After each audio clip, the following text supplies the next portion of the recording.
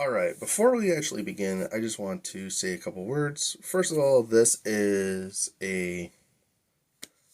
stream slash podcast is meant for those that are newer to the game or have only been playing for maybe a couple months to maybe the past year and have not gotten good with the game in a certain sense of there's still things about it that they don't know.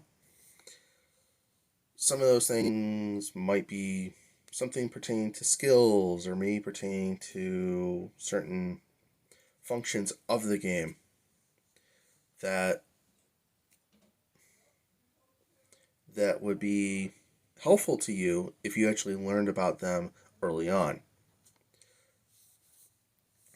So that's the core reason for this podcast, is to help you, the newer players, go and get from being like just floundering around hoping you do okay to I can actually go and really start playing and actually be better than just the average. You can go and be average to maybe better than average in doing so. So the first thing we're going to talk about today is reading. Now, I know that seems a little broad. It's like reading. Everybody can read. I can sum up the Yu-Gi-Oh community with this one line. Nobody reads in 2020, or nobody reads in 2021. Or nobody reads in 2019, nobody reads in 2019, 18. Literally, that's the Yu-Gi-Oh community. Nobody reads their cards. You guys, as a newer player, need to read your cards. You need to understand your cards. You need to know what your cards do. If you don't, you're going to make major misplays that are going to cost you games. This means that your opponent could go and play a card that maybe has a paragraph of text. You can go and say, oh, I don't care, I don't want to read. Well, that not reading could cost you the game. I've seen this happen time and time and time and time again. Now, you don't have to read every card in the game. You really do not. But what you should be doing is reading your cards. That's the core thing I implore or ask anybody that is newer to the game. Read the cards that you pick up. Over time, you will understand, hey, okay, this is what this does. And if you see your opponent playing the cards that you have, you'll know what they're doing. So this means that at least understand those, then you can go and actually be better for yourself. Now, when you're in a duel, you gotta go and gain another skill that deals with reading. It's called power or speed reading. Basically, learning how to skim text very quickly to figure out what makes it so this card is so important for your opponent to be playing it.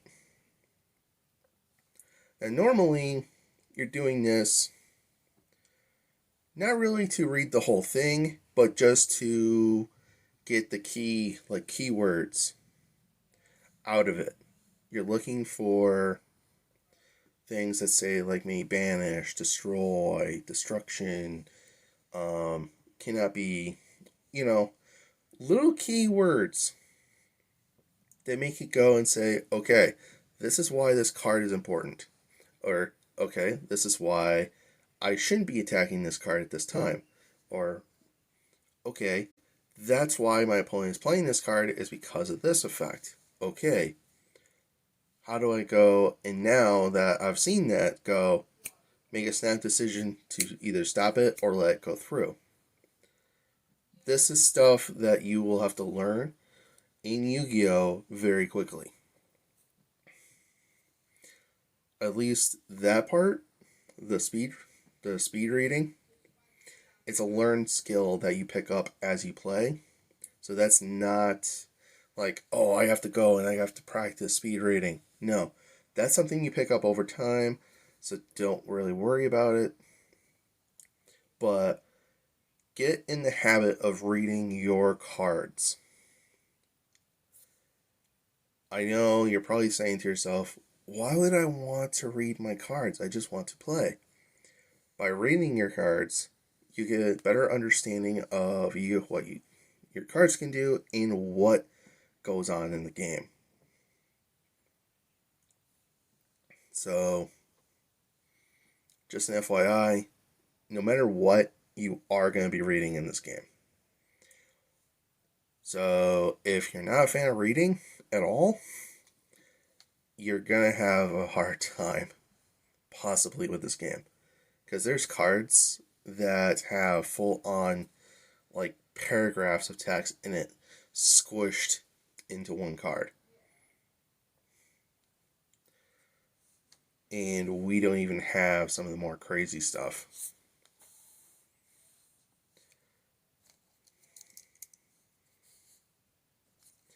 Alright, so with the reading out of the way, I'm going to go and I'm going to talk about something else that is more important to the grand scheme of things, and that is the cards that you play in this game. The monsters, the spells, the traps. Now, Konami, when you first start in the game, it gives you the basic tutorial, which is fine, but it's one playthrough. So, that basic playthrough, you can go and actually get more knowledge of it by going and doing what's known as this dual school. So, are the dual trials, which you can see on the screen right now, is up right here where I'm highlighting. Right here. If you do that, you will go and get a bunch of tutorials and stuff like that to know these cards better. I will be going more into the dual trials more.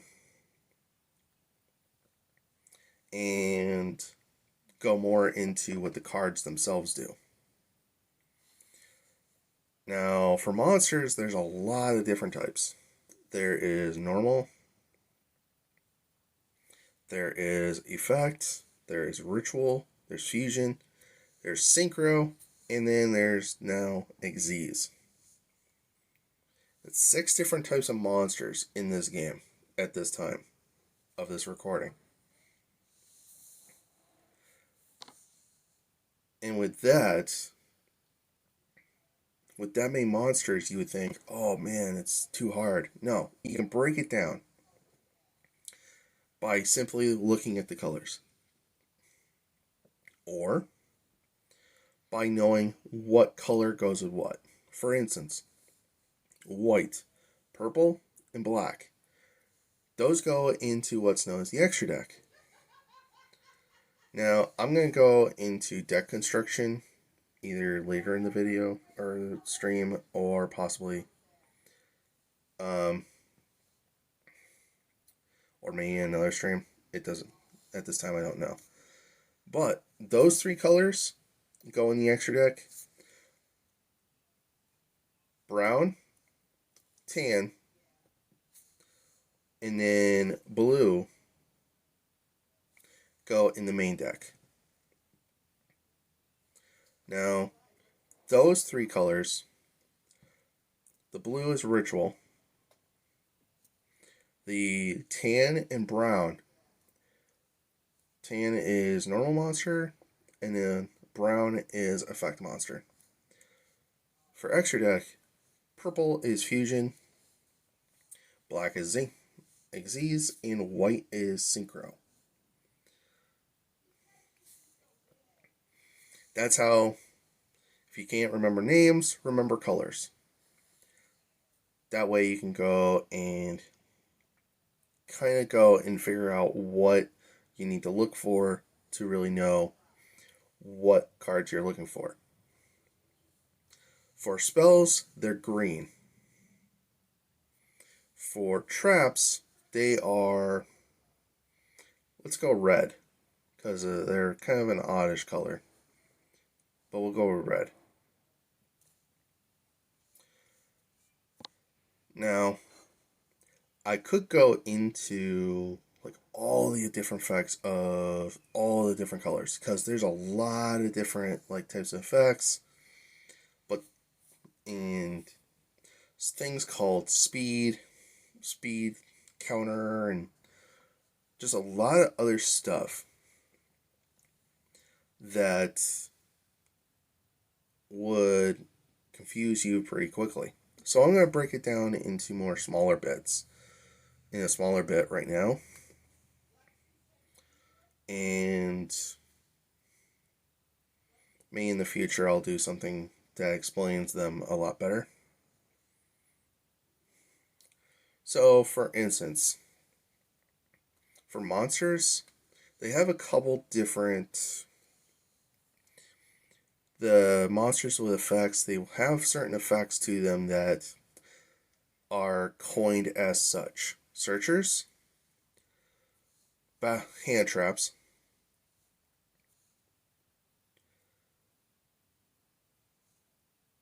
I had like two others on the tip of my tongue. But there's two others as well. But also, there's ones that do effects in the battle phase, and others that do activational effects. And also, monsters that do flips. And then for the synchros, there's monsters that have tuners.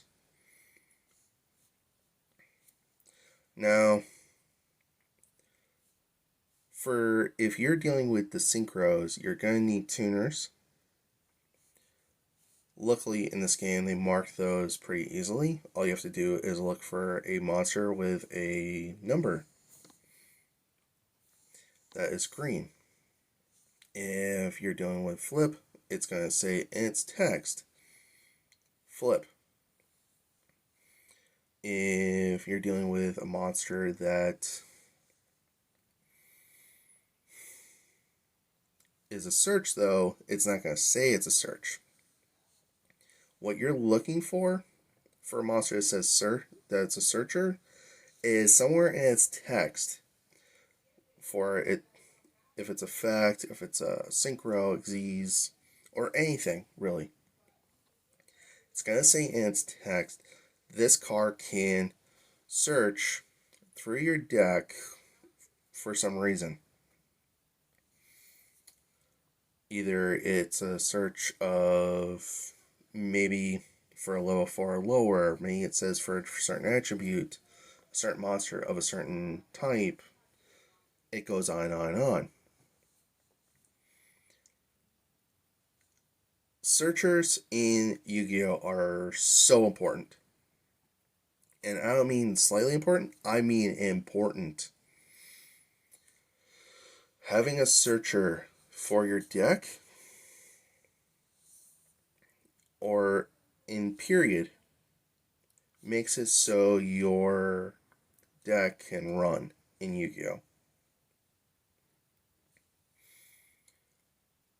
Then you have the hand traps. Hand traps are a concept of you can keep them in your hand. Your opponent goes to do something, you can activate it from your hand, discard it to the grave to then do an effect. It's almost like having a trap or a spell, but it's a monster instead.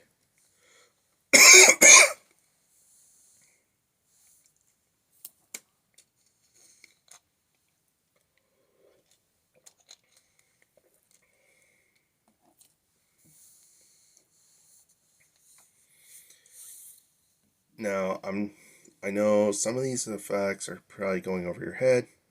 Don't worry. This is stuff that I want you to add to your vocabulary over time. So you know about these.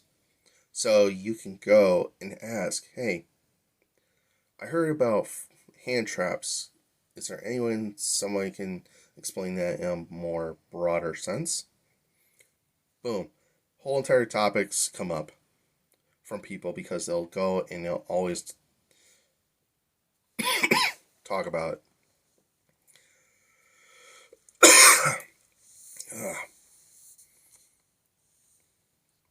Same with flip effects, same with search, same with really anything. If you know the key words to bring up to people in the community, people will talk to you and you will get the info that you need.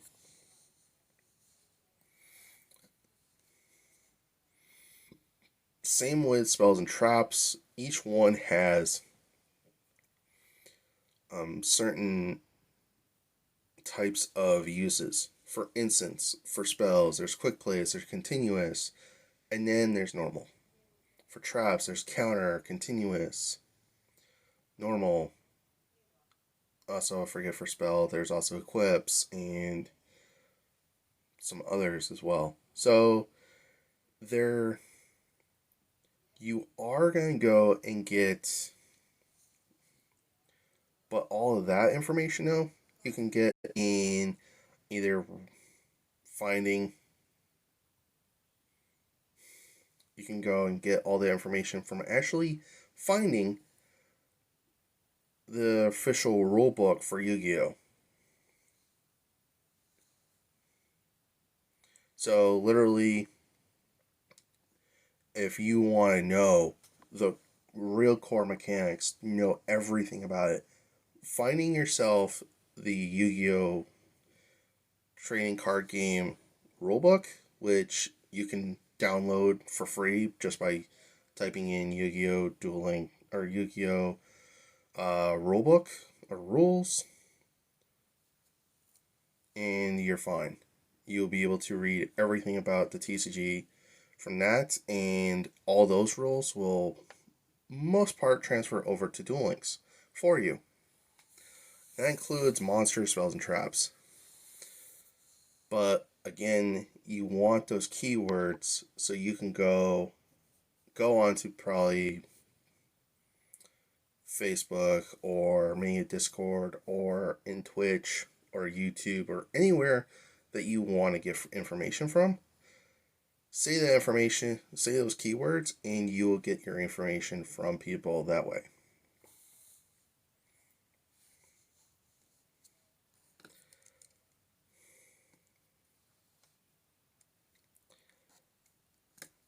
Alright, so with that out of the way, we're going to now go into things about the game that is not the you don't deal with in the TCG, but you'll have to deal with in Duel Links itself.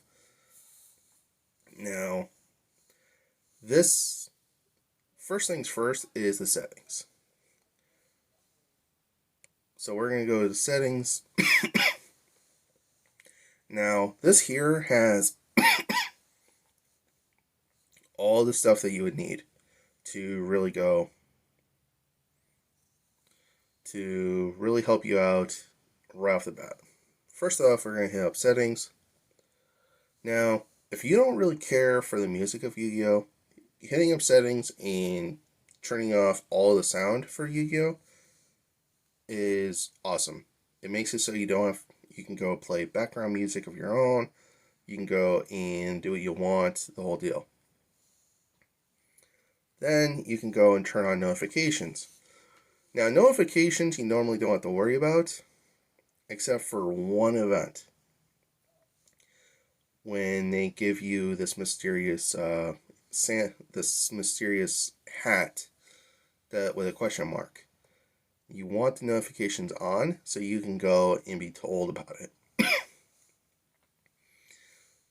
And then you get the day and night cycle.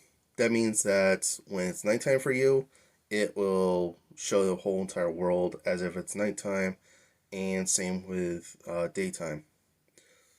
And then high global chat. If you don't want to deal with the Duel Links chat that's in here in the game, you can turn it off and you'll never see it again until you turn it back on.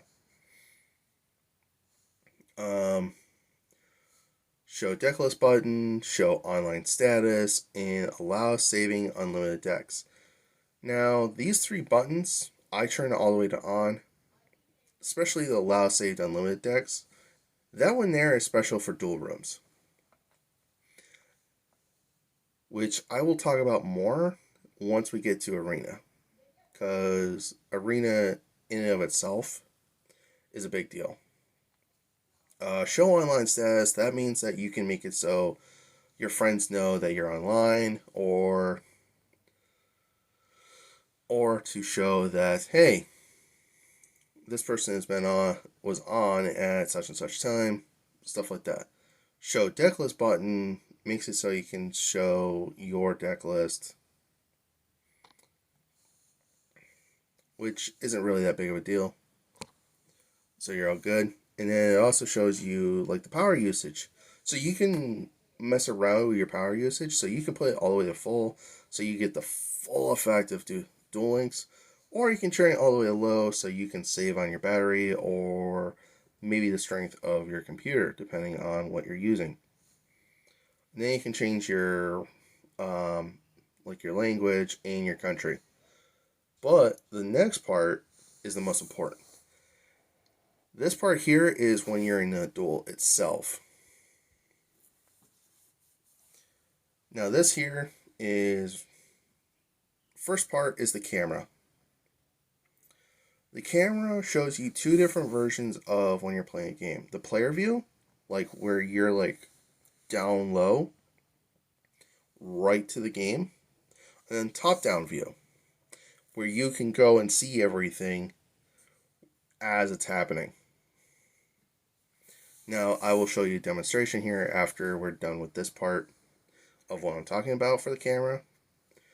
Now, the next part is chain. Self-chain on or self-chain off. What these mean is that if you have it off, you can't self-chain to yourself. Chains in Yu-Gi-Oh! Are, say you activate a card and then your opponent activates a card. That's a chain. That's a chain of events. That's a chain link to one. But if you activate another card and activation of that card, that makes it chain link 2. And it keeps going. And you can go and get as high as you want, as long as you have the resources. The highest I've ever gotten a chain link to actually get is 6. But that chain of events was very situational. And you normally don't have that as something that happens all the time. But again, as I said, chain link is something that you don't get all the time.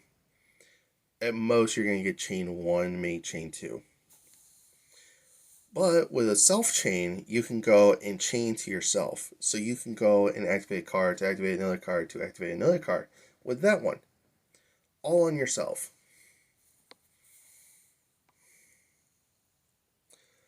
Auto activation confirmation. This here is probably the biggest thing you're going to do in your whole entire Duel Links career. Turning that button from auto to toggle button. This here is a subject in and of itself that I'm going to go over right now. In Duel Links,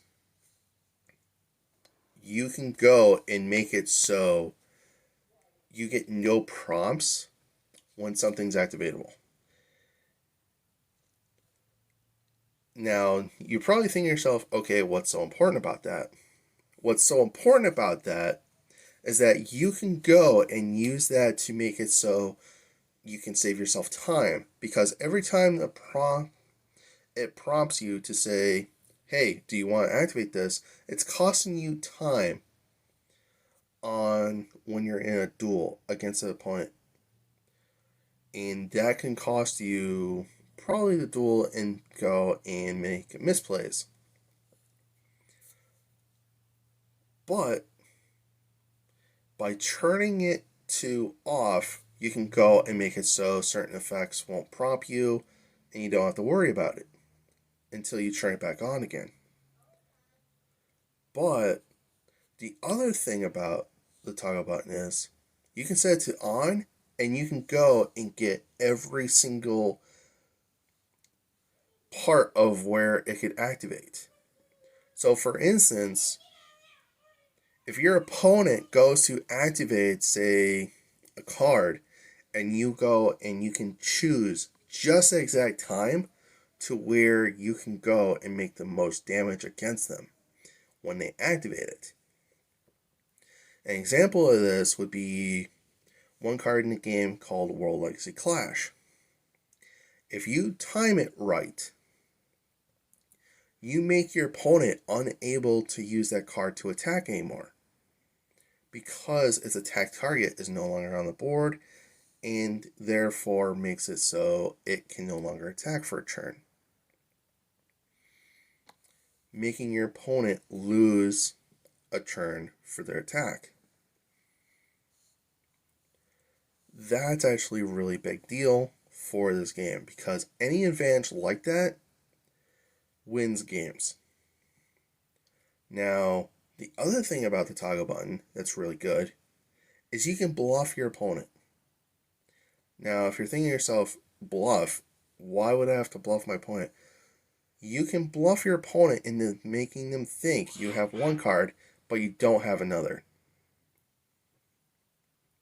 So, for instance, you can go and make your opponent think, oh, he doesn't have anything in the back row. What he has down isn't going to be activatable because it doesn't do anything. But in actuality, because you turn the toggle button off, they don't know that you do actually have something, and therefore, when they go to attack you, you activate the toggle and you go and you punish them for it. The other thing about the toggle is it makes it so your opponent, you can then also check for the hourglass tip. The hourglass, when it's not your turn but your opponent's, over in the one corner there will be an hourglass that will show that your opponent is thinking, going through time. That there can also help you kind of realize, hey, this person has something activatable and they're trying to decide what they want to do.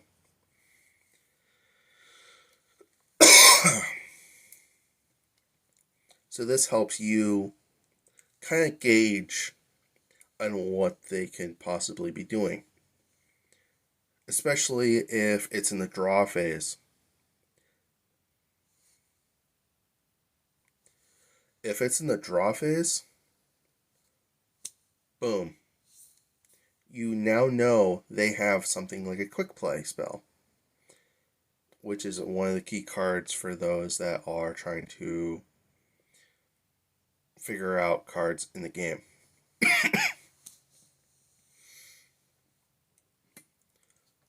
So that alone could very well get you games.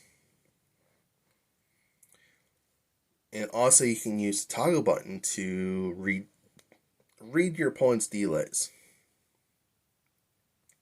For instance, your opponent goes and it's your turn, but yet your opponent, there's a big delay. This means that your opponent has something going on. They have something to activate and they're making a decision. So this tells you, okay, I can now have something to possibly play around it, or I can think about what I'm going to do next. Gives you some time to figure out what's going on.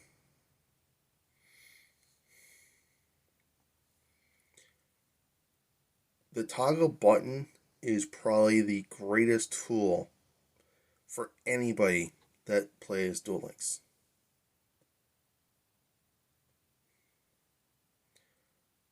So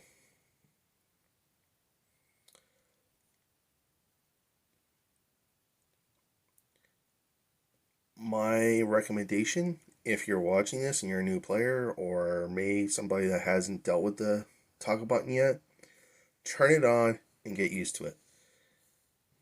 Every duel you're in, go and be trying to do stuff with it. Get used to it and get better with it.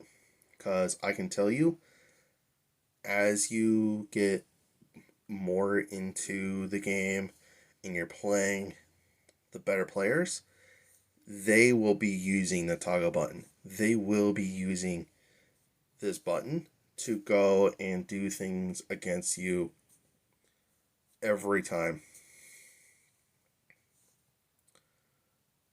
So yeah, make sure to have the toggle button on.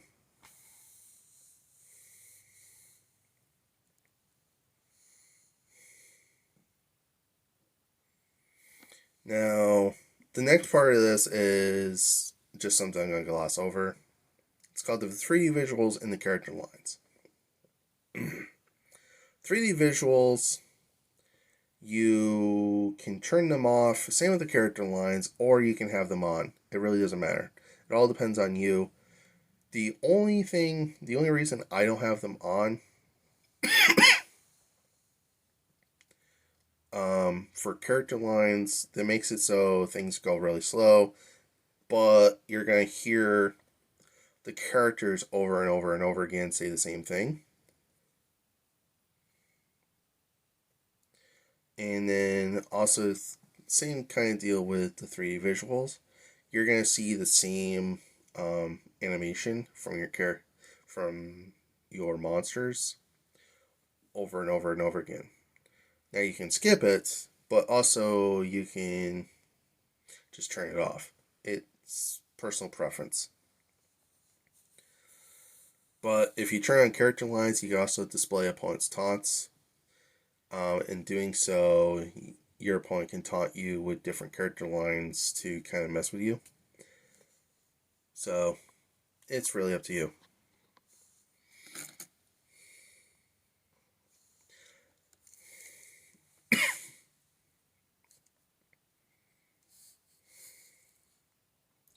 Now, the next thing in this section here that I'm going to go over is actually really important.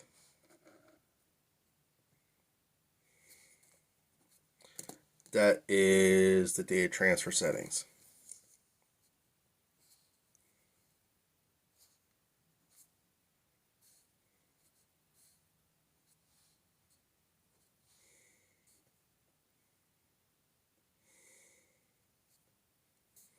Now, the data transfer settings can be one of two ways. Either if you're playing on mobile with Google, you can go and set it up with Google Play and you'll be fine. Google Play will keep your data and you can transfer between your Google accounts, no problem at all, any time of the day. Note, you have to have a separate Google account to make a new Duel Links account. So you may not want to do that. You may just want to only have one. Now, data transfer for Konami, you can make several IDs and have several accounts.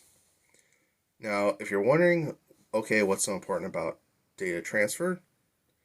This makes it so you can transfer your data of the game from one, like say PC or mobile, to another.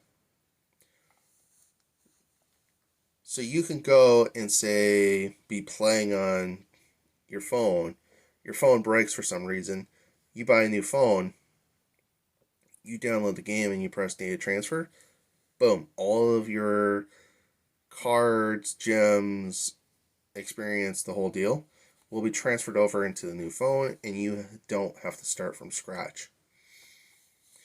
I'm telling you, this is really important.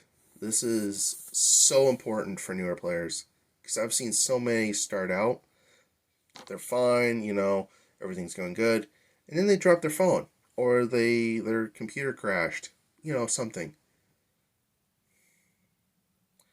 So then you are all out of, I don't know. You could have been playing me like 150 days, and then suddenly your account, your game just crashed one day, and you can't start it up again. And it's because your phone just doesn't work anymore. So you'll have to buy a new phone. But oh, I never saved my data for a transfer. I have to start all over again. That's the problem for newer players. That's why if I'm telling you, make a data transfer with Konami ID, or if you're on Google Play, do it with Google Play. Save yourself so much trouble and heartache.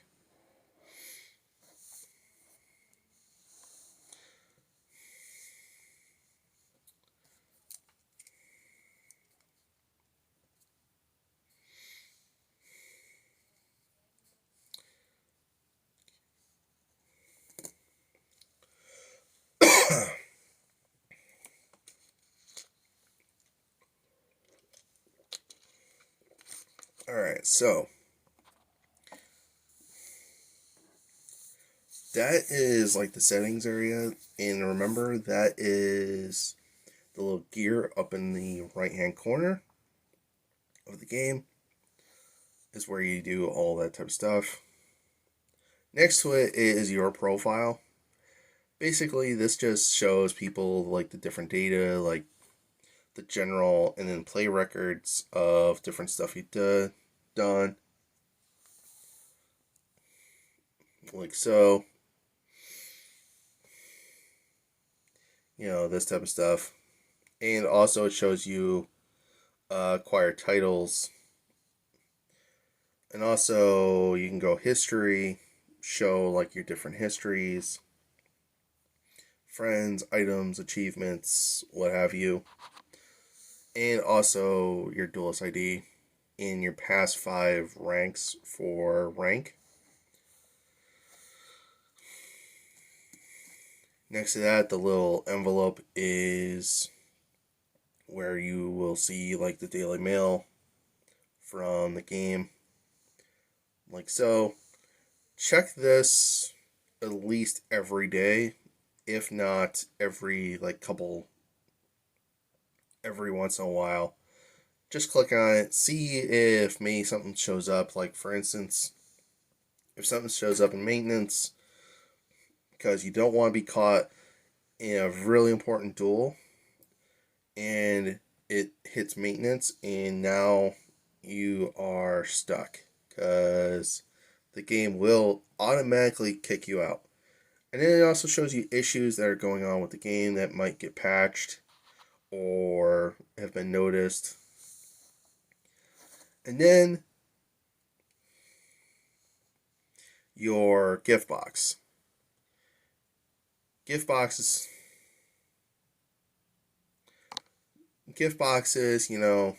that just holds up all the items that you get. You can just let them sit there for a while until they get to the point of no longer being good, and then grab them. And the exchange tickets are right up top.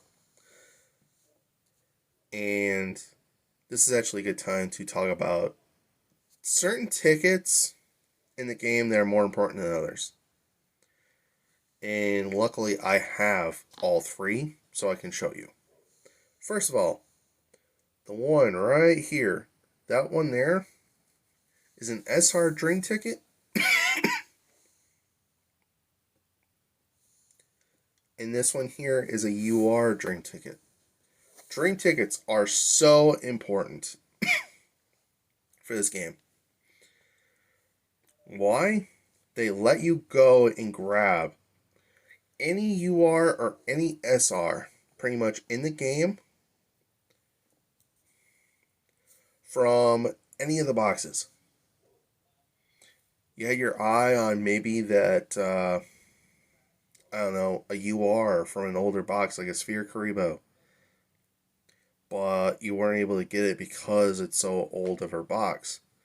Guess what? A UR Dream Ticket will let you go and grab one of those Karibos for pretty much free. Same with the SR. It'll let you go and grab an SR card from any of the older boxes for free.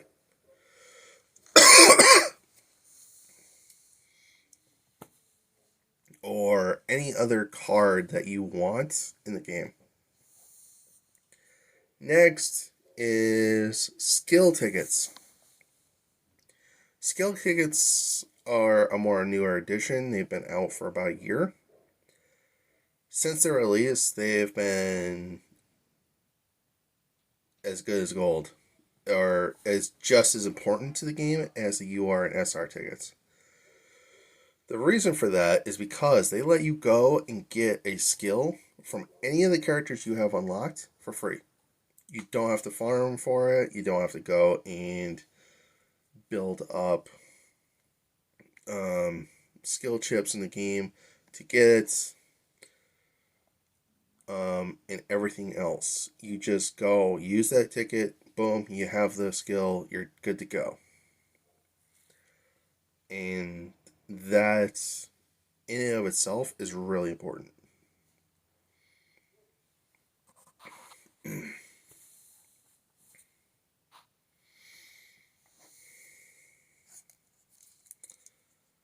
Now, the next thing I'm going to talk about is the dual school or dual trials, depending on how you want to call it.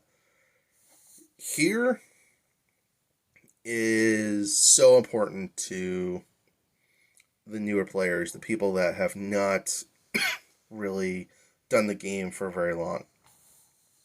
For one, just doing the first one, the dual quiz, 1-star, shows you how to use everything that's in the game. Everything up to rituals. So literally, it's telling you how to summon a monster, tribute summon a monster, tribute summon a monster 2, change attack, defense, battle positions, select your targets, use a spell 2, use a trap, destroy a powerful monster.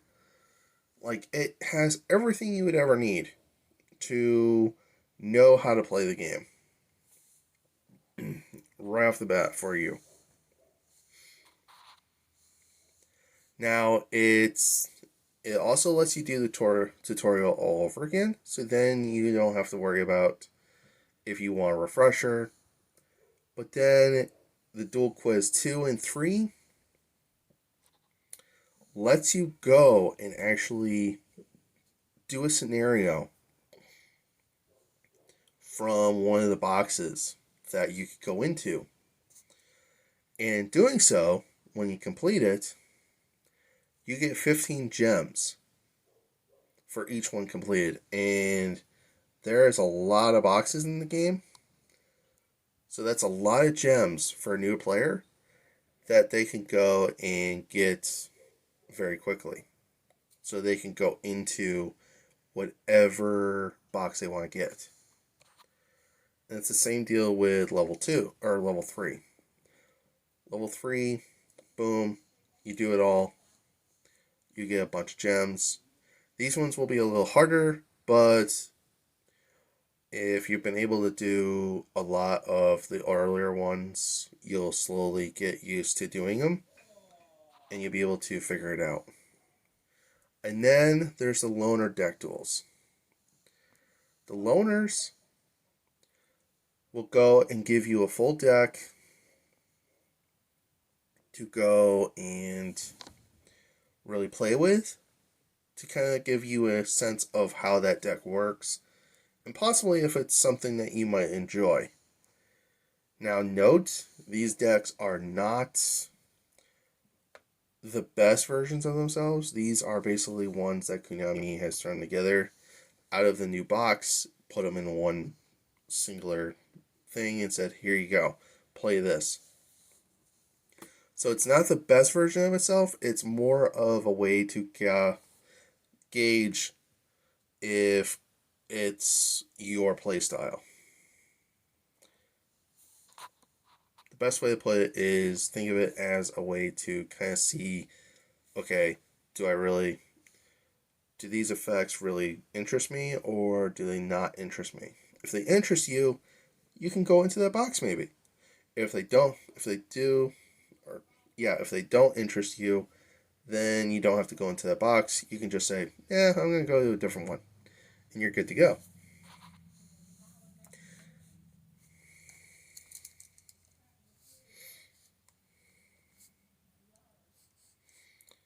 All right, so with that out of the way, we're going to go over to what is known as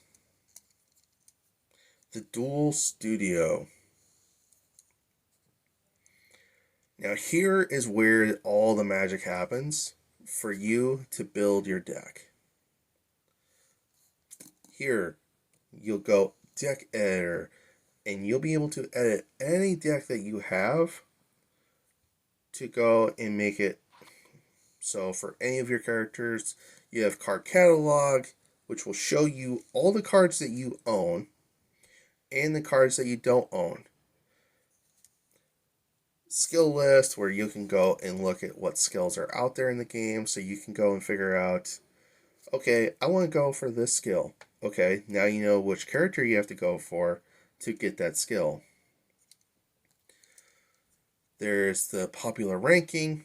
Popular ranking is actually really important, and I'm going to go deeper into this. Popular ranking shows you the cards in the game that are the most popular. As you can tell, these three cards right here are the cards to go and get. And this will show you every card that's in the game that is within the top 50. But you can go and specify it. Go click maybe monsters. These are the top 50 monsters that are the most popular in the game. Top 50 spells, top 50 traps, and then top 50 extra deck cards.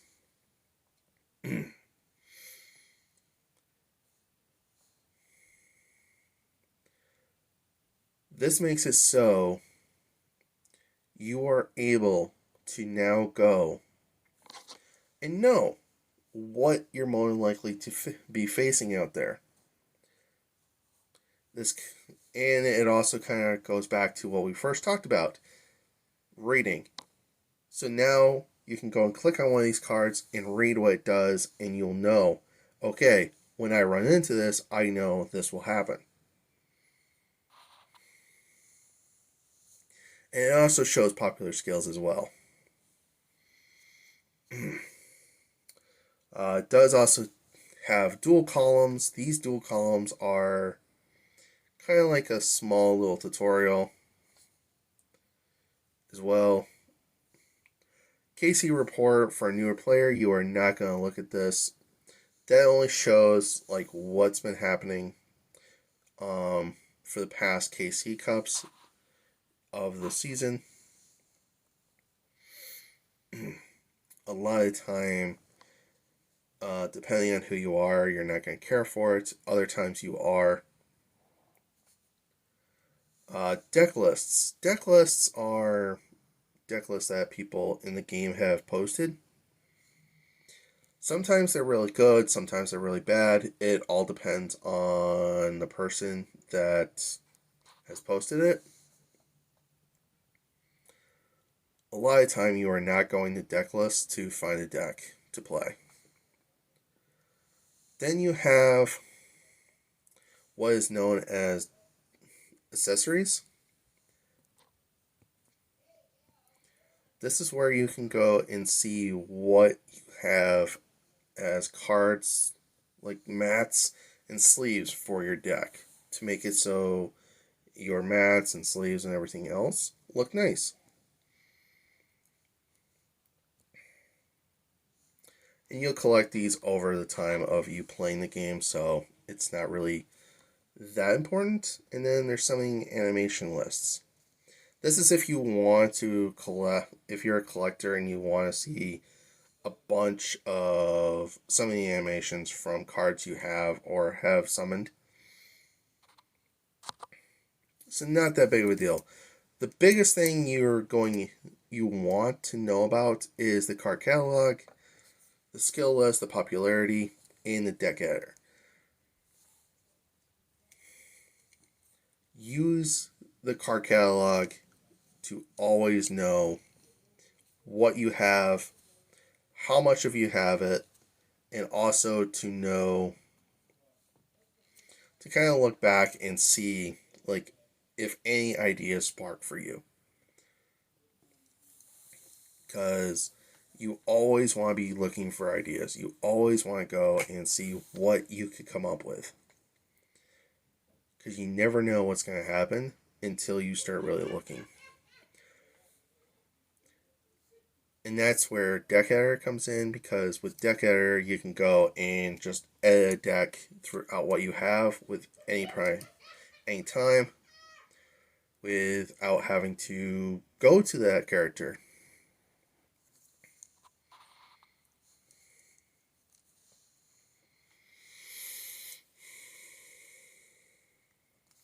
Alright, so now let's talk about the arena.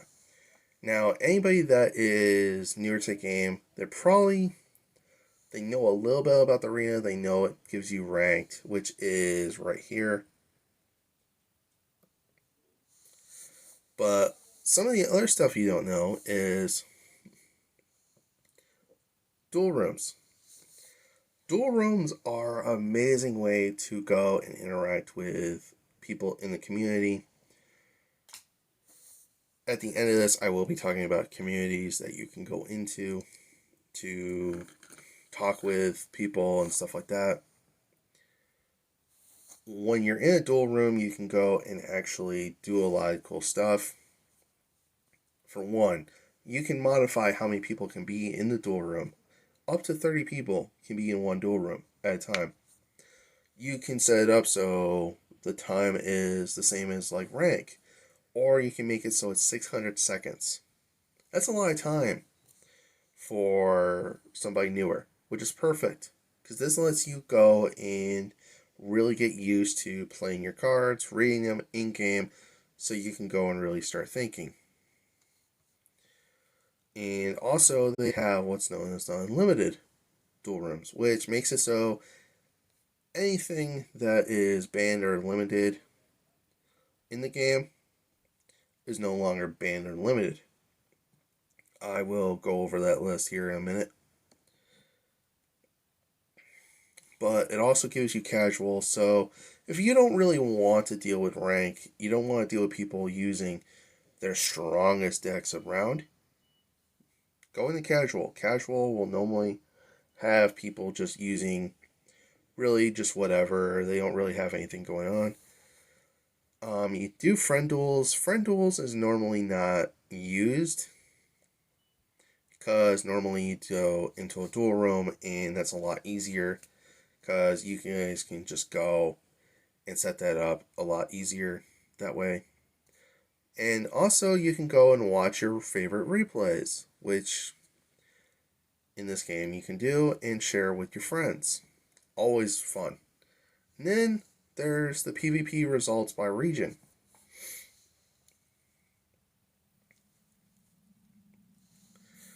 So this is a way to kind of see who you're dealing with the most. Like, what people have you dueled the most? Like, for North America, I have played against 60 Canadians and 693 Americans. But I go to the... Over here, I play against 7 Russians. I've played against a lot of those in Southeast Asia.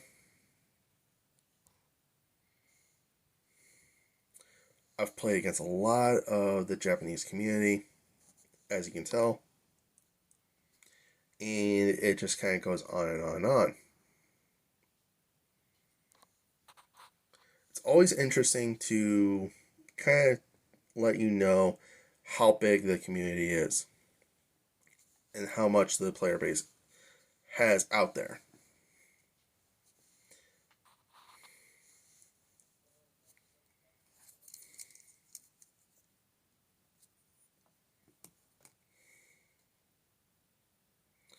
Now, I'm going to talk about something else, something called gate farming.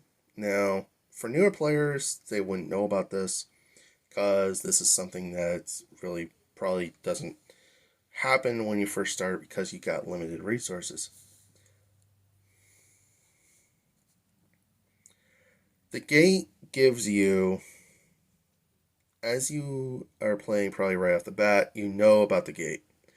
What you don't know is that the gate goes all the way to level 40, and you can go and decide what level the gate is, like how much experience you get back.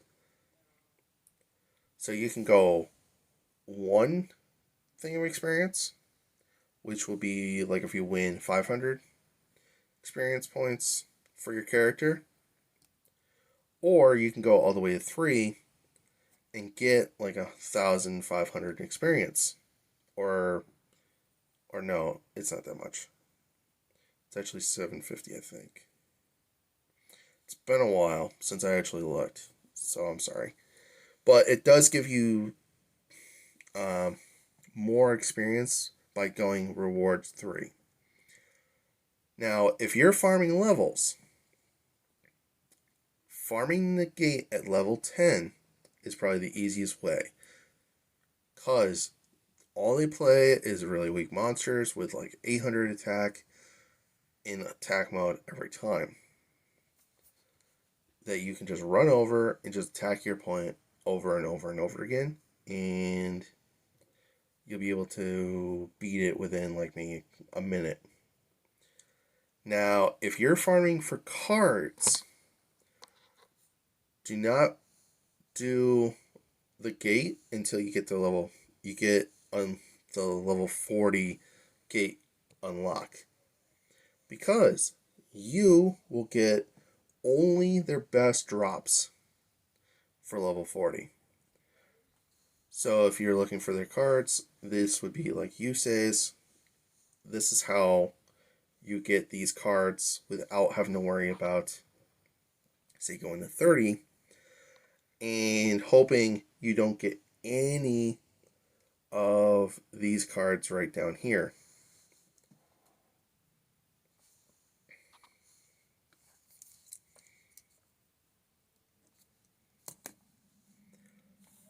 So make sure you go and get to level 40 first before you go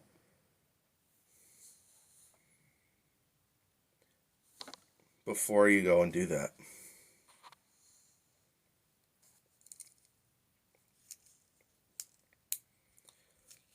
Now, something that also for newer players is something that I was asked to mention is when to best reset boxes. So I'm going to go into one of these random boxes and I'm just going to point out, we'll go this one, alright? This isn't a good box, this isn't a bad box. I'm just using this one as an example. Alright, so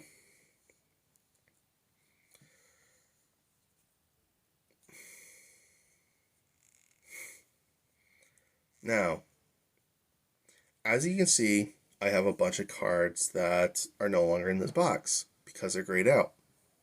The ones that are still in color, that means that they are still in the box and it's possible for me to get them. Now, when you're in a box, you have two options. Either A, you just roll the dice and hope that you get those cards that you want, or you can go and press cards you own. This shows you what cards you have in the box that you own, And now you can make a decision of, okay, what cards do I still need from this box that I want to be playing?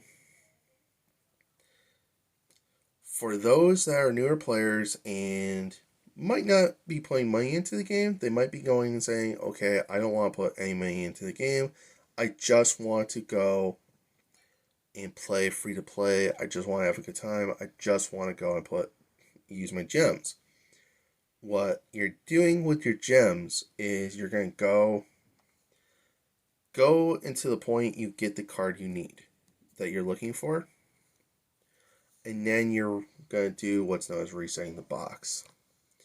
Resetting the box is actually a very good tool for those that are just hunting for like a certain deck. So for instance, you're hunting for Ninja Grandmaster Hanzo for some reason. What you are going to try to do is go for only that card, because you need 3 of it. So and maybe you're looking also for him and this. Okay, you're going into the box until you get all 3. You get all 3 in, say, the first 50 packs. You can now go and do what's known as reset. What this does is it makes it so the box that you had is taken away and you're given a whole new one. You still keep the cards that you got from that box, but you can no longer go and get the cards that were left in that box because it no longer exists.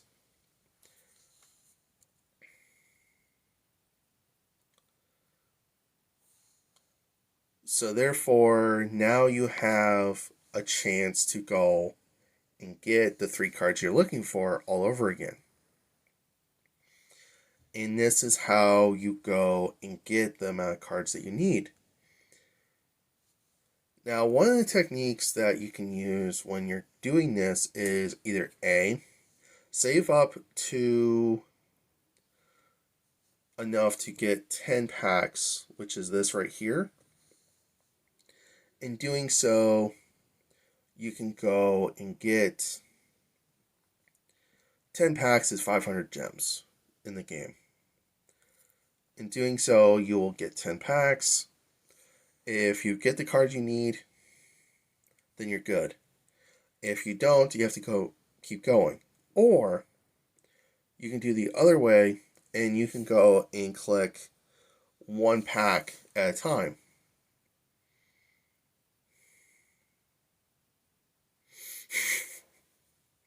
So literally you can go and just buy 1 pack, see what you get, buy another pack, see what you get, over and over until you get what you need.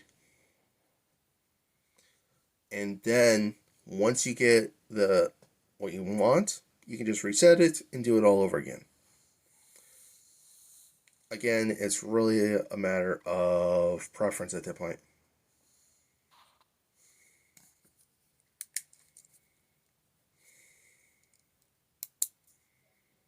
Alright, so because I ran out of everything that I wanted to talk about in the game itself. Oh, one other thing. Missions. One of the things to know is that with missions, especially stage missions, when you are finished with a stage mission,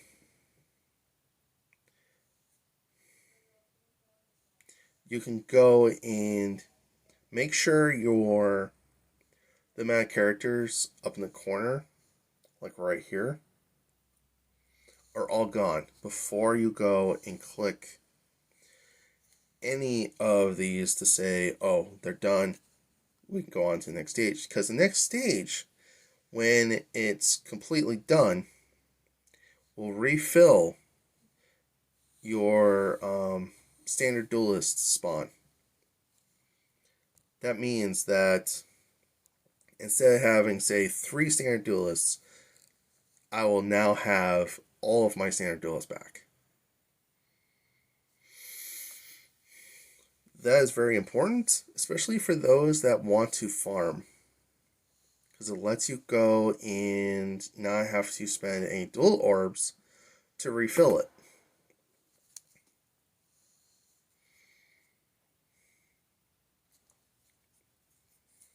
Alright, now I'm going to take some questions from my chat. I will read the questions out loud, and then I will answer their questions. Note if any of them are questions that do not pertain to the topic at hand, which is something to deal with the game at all, I will be ignoring it for your sakes. Oh, I did not talk about that. Did you talk about bulk purchases? From I am Kev. No, I did not. Thank you, I am Kev, for remembering that.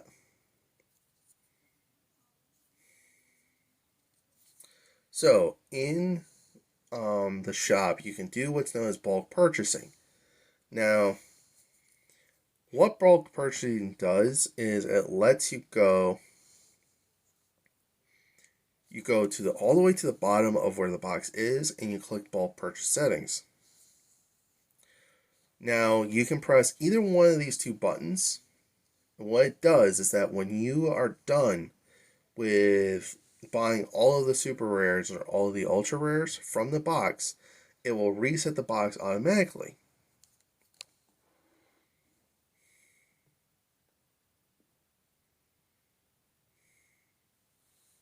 This makes it so you can go and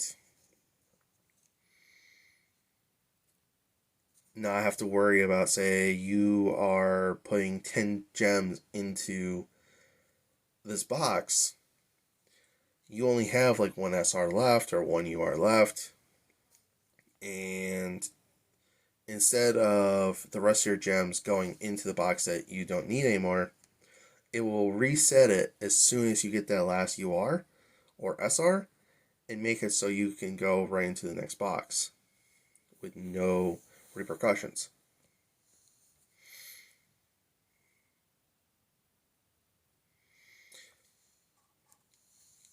I'm Kev. Thank you for also pointing that one out.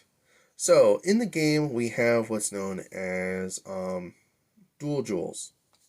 These jewels are used when you are playing against the standard duelists and sometimes in rank as well. I will use the Veg Bond, as an example. Each one of these jewels will give you a different thing, either an extra card that is not normally in the game as actual purchasable, extra life, so if you go down to 0, it will give you an extra 2,000. But the best ones are experience points booster and result booster. What those do is they give you more experience towards the end of the duel, so you can level up your characters. The result booster makes it so you're more likely to get more items at the end of each of your duels. Using them against the Vegabond is probably the best way to do it.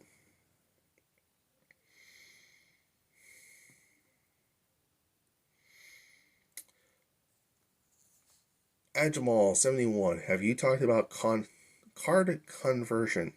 No, I did not, because I didn't go into that. That is something I could talk about.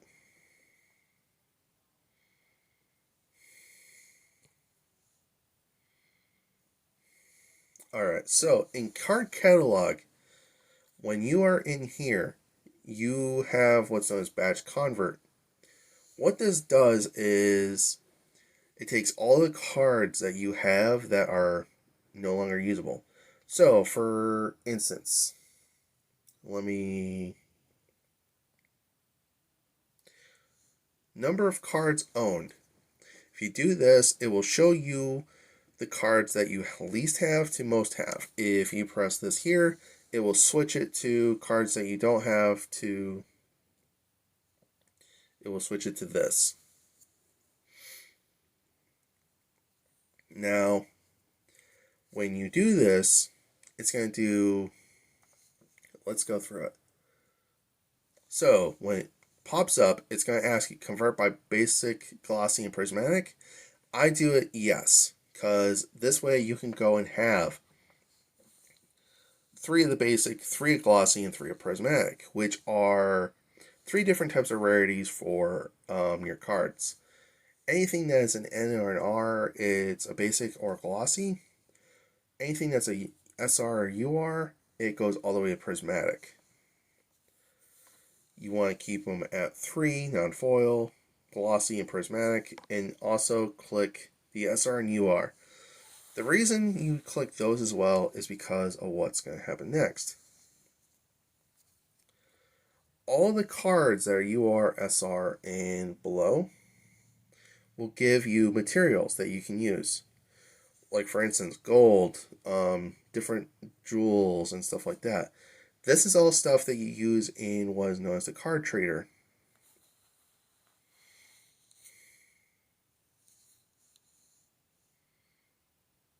Now, if you did the other one, it will keep your glossy and prismatic, but if you keep doing it, it will go and also convert those cards as well, your glossies and prismatics. So you don't want to do that. You want to keep your cards as much as possible. Now, I mentioned Card Trader. This is the Card Trader. It's in front of the card shop. What the Card Trader does is it gives you a chance as a free-to-play player to get certain cards that might help you out. So these cards all right here, all you need is the materials that are under here, like right here where I'm highlighting. So gold, R gems, and attribute gems. So what this does is that makes it so you don't have to spending gems on some cards that you can just mess around with. Some of these are anymore not really usable. Some of them are if you're playing a certain deck.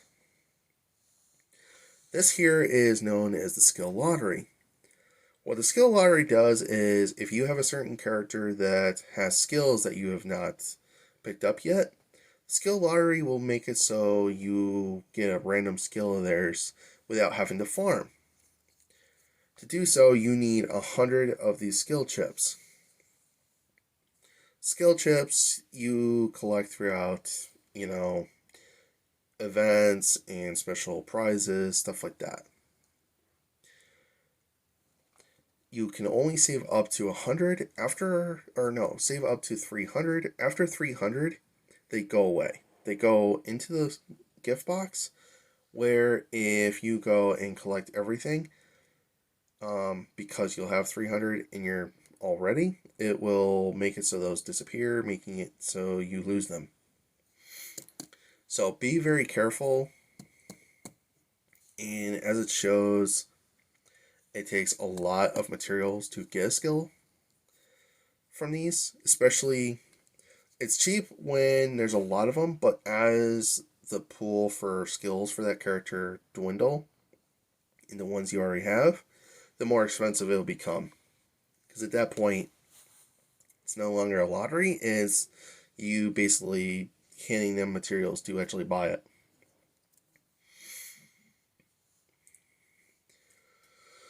Now, these here are, this is the car regular inventory. This here is not random, you can just get what you want. The wheel is random. It will change every day, every 8 hours after you go into the shop.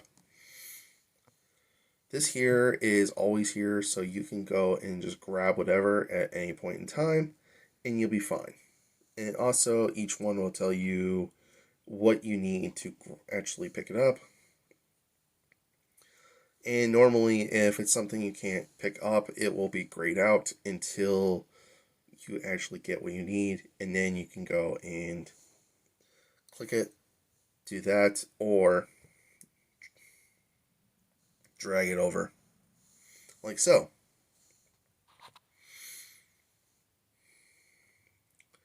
Next cool thing is you can go and upgrade these cards to glossies, like so.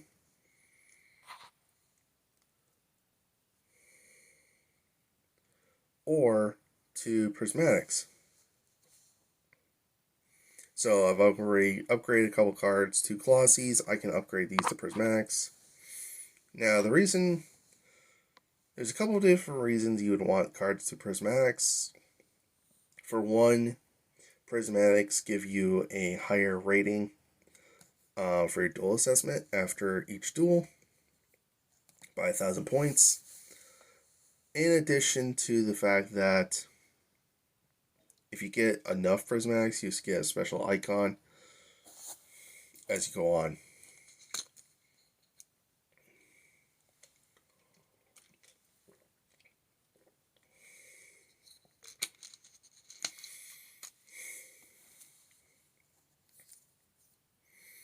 Now, let's see.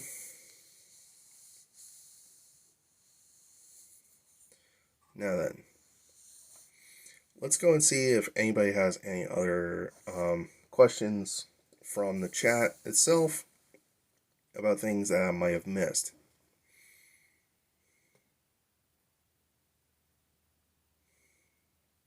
Oh, okay. So, the best 1321, yeah, have you talked about 1.5 experience campaigns? That there is actually a really good thing to talk about. So, every once in a while we get a campaign. It gives you 1.5 extra experience for every duel you take part in. This means that if you have a lot of things at the gate that you can farm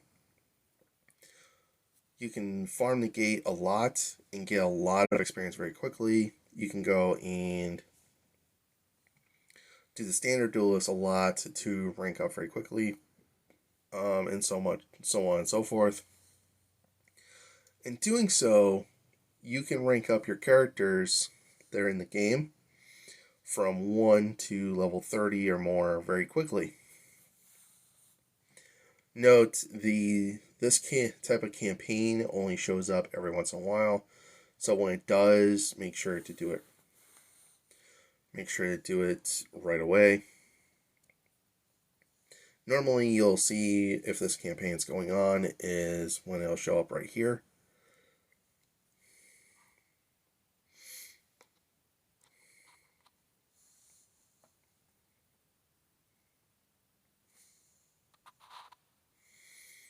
In addition,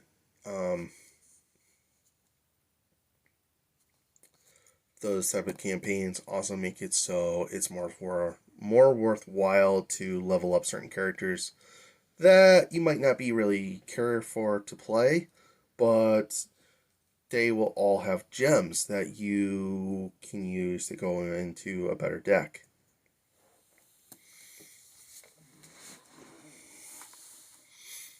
So that's always important.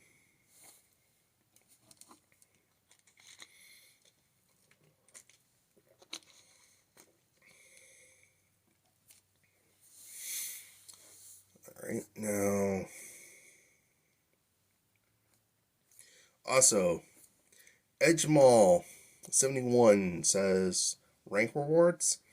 So if you're playing the rank system in the game from Arena, there is something called rank rewards. Now, these rewards happen as you get more wins as you play, which is gems, tickets, as you can see, and it goes all the way until you get to 100 wins, which is a UR ticket. And these UR tickets will give you certain cards that you can't get anywhere else. And the amount of gems that they give you at the end of it, if you get to 100, is going to be 190 if I remember the calculation right, it was 190. So almost 200 gems, which is 4 packs out of one of the boxes. And as you rank up in the game, you will also get gems that way as well. For instance, if I get to Legend Rank 1, I get 100 gems, on top of all the gems for ranking up in each of the other ranks.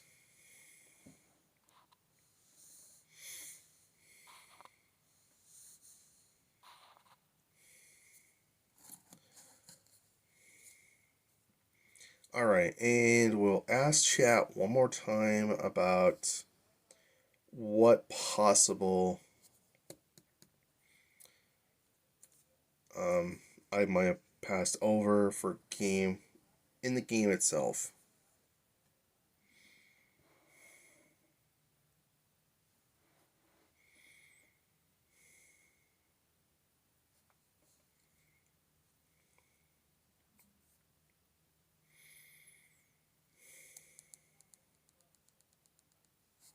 Seems like nobody has any comments on anything I missed.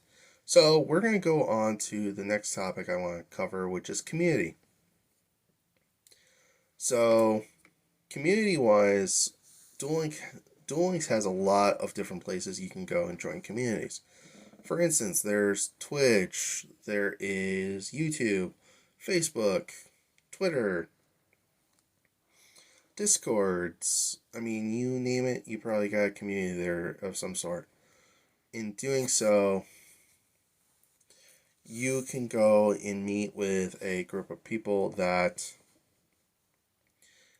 play Duel Links, can give you information, can help you out, and make you better. So, in doing so, there's actually big names within all of these communities that you kind of gotta look out for to and know, hey, this is a big name. I should probably be going and at least looking at their information and seeing what they actually have to say. Some of those big names are, like, for instance, Duel Links Entertainment, Duel Links Meta. So, Duel Links Meta was the start of really the more competitive side of Duel Links for this game. So if you've just started and you've been looking up YouTube videos, you probably have seen his videos more than likely, because he's been in the game since beginning. The next big one is also Duel Links Entertainment. They are also big on... So, this next word I'm going to say is meta. Most... One second. Most tactics available... Most efficient tactics available is what it's called. The meta starts and ends in this community by using the best decks. Any game you play, they have like something like that, which is a meta. And the two YouTubers and Twitch streamers that I just mentioned basically make that. Duel Links Entertainment, they have multiple tournaments throughout weeks. They are constantly putting out information on YouTube as well about interviews with the members of the community. Duel Links Meta is showing off different decks that come to the game and everything else like that, and also is doing tournaments weekly as well. There's other streamers that are higher up. Some of them, like for instance, MC Blue Skies, Moon Trapper. Those names also come to my mind for Twitch. They are not as big as the first two I just mentioned, but they are prevalent on Twitch. Now, for YouTube, like strictly like starting from YouTube, is YT Dan. It's Brad HD. Duel Links best decks. Those three alone are people you want to play. And Playmaker. Believe I almost forgot him as well. Those four basically are also people that you want to be looking up on YouTube. For Facebook, it's not so much one singular person on Facebook, it's more of you're looking for certain groups. A lot of the time for Facebook, you're looking for just Yu-Gi-Oh! Duel Links and just looking for a group of active people.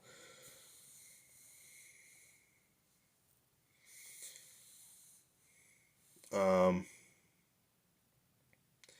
I'm not into many of the Facebook groups. I don't talk with them as much, but I do know that they are definitely prevalent. They have their own like type of community thing going on. For instance, I know of one that has a league. There's others that are doing other stuff, it kind of just adds to itself. And a lot of these places also have discords, which are kind of like a messenger group, forum, chat room type of mix of everything. For instance, I have one. I will, if you are watching this live, exclamation point Discord will get you into Discord. If you are watching this on YouTube, I will put that Discord link down below. And that's just another way of gaining the ability to being part of more of the community so you can go and get yourself even better as a newer player.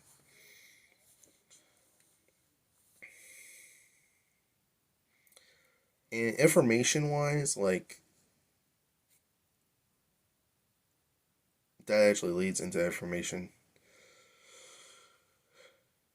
For me, when I go and I'm trying to find more information out about a certain deck or a certain anything, I have a simple process of look up what they post on TCG about the deck, because 90% of the time these decks are on or used in the TCG in some way, which is the tactical card game. I'll look up different deck lists from DLM, which is Duel Links Meta's website. I will look up also decks from YouTube.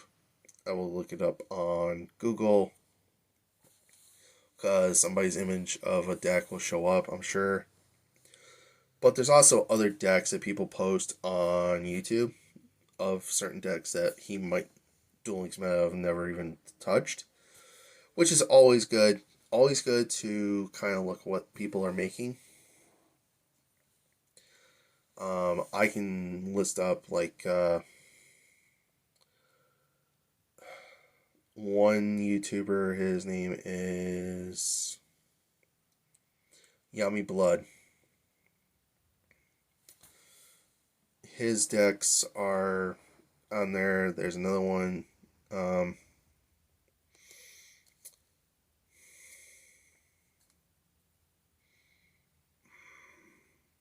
There's a couple.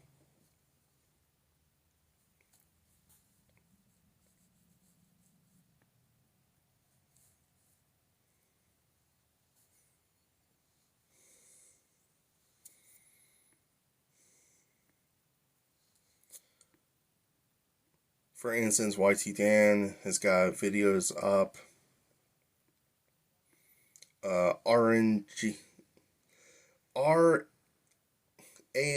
Orange Life. He is a YouTuber as well. Duel Links Ace. Yummy Blood the Pharaoh. Duel Links C. Like I said, there is plenty of YouTubers out there that are doing content for Duel Links. It's just looking out there and seeing what information really is better for you and what decks look good for you.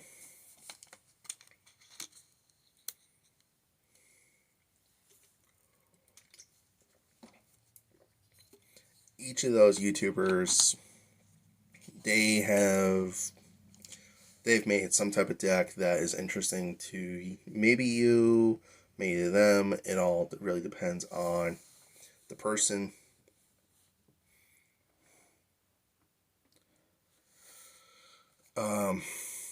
But yeah, that's just different ways to find out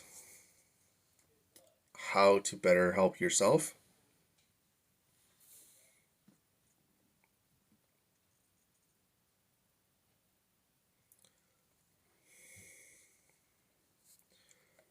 Um, Key words in the game that if to know with this game is there's a lot of different keywords.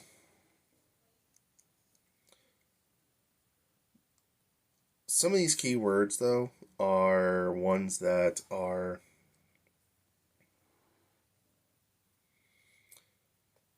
a lot more important than other keywords. Some of them deal with dueling, others deal with the game itself. So, for instance, if someone says gems, that means the in-game currency, which is this up here that I'm highlighting. A destruction effect. If you're newer to Duel Links and Yu-Gi-Oh in general, destruction effects are card effects in the game that will destroy something. There's also something called LP. That's life points. That's just a short version of it. Just like if you've ever heard of HP, that's hit points. Same deal.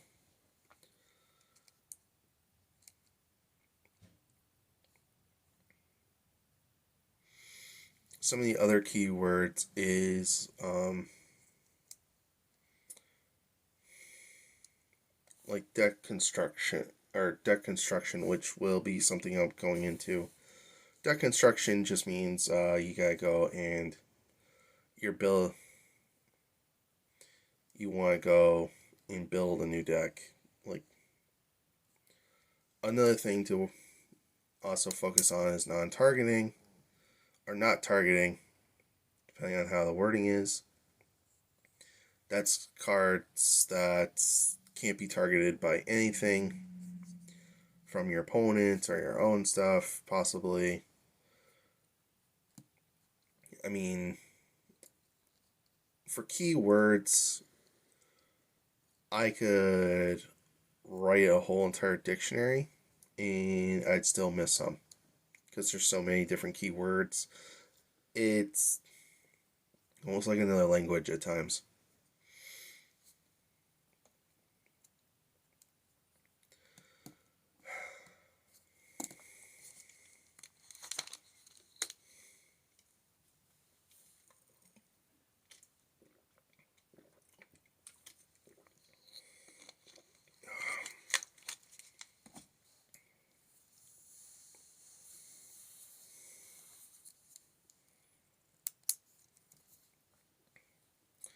Um, some of the other keywords like skills. Skills are different types of abilities that you can get for each duel.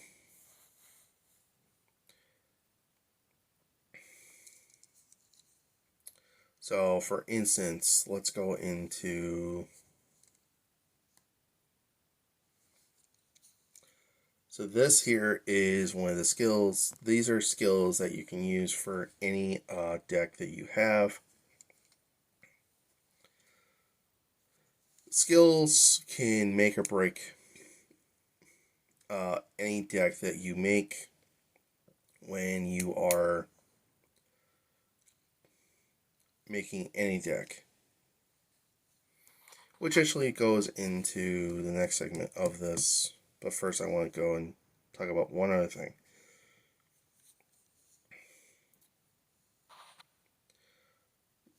In this community, there is a divide between those that play free to play and those that are pay to play or pay to win.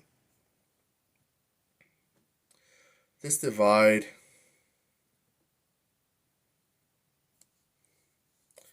so for instance, if you are a free to play player, the pay to play players might look down on you a little bit, or the free to play players will look down on the pay to play players because they are putting money into a game that's basically free. At the end of the day, we all love this game. We all want to play the game to how we want to.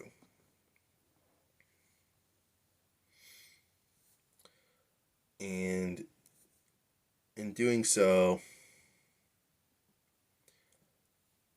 we should, as a community, be happy that we have other people to play against.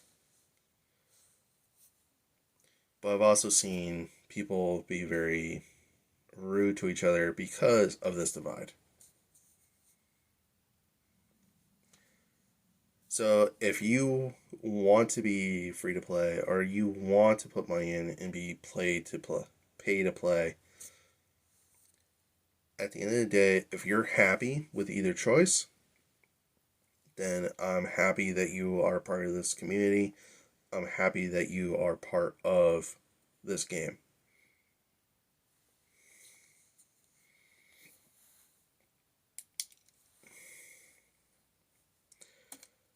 Now, with that out of the way, we are going to go into deck building.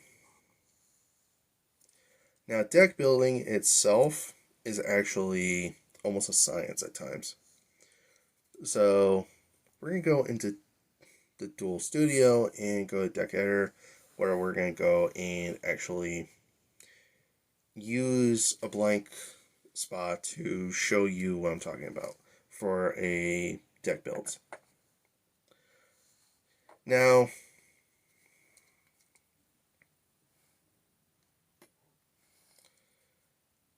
so deck building is actually almost a science and almost an art, depending on how you look at it. Because every person is a little bit different. Every person has their own way of wanting to play.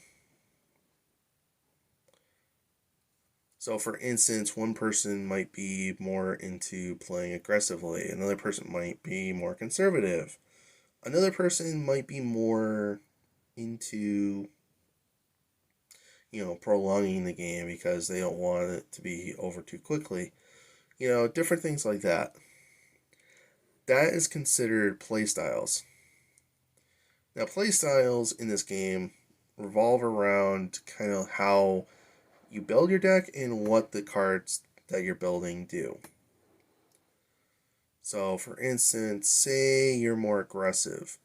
You're wanting a deck that is leans into that type of playstyle, but also can do that type of playstyle. Because certain cards, they just can't play aggressively like that. They can't. They don't have the ability to. Instead, they might play more conservatively. They might play more of wanting to deny your opponent cards. So therefore, when you're trying to make it, it ends up not working out too well for you. Or maybe you're trying to play a aggressive deck and you're using aggressive, or you're trying to play a more conservative deck, but the cards you're choosing to use are more into being more aggressive, being in your opponent's face, going in and ending the duel very quickly, and because of that, you're not able to do so. So therefore, your deck ends up not working the way you want it to, and it ends up falling apart.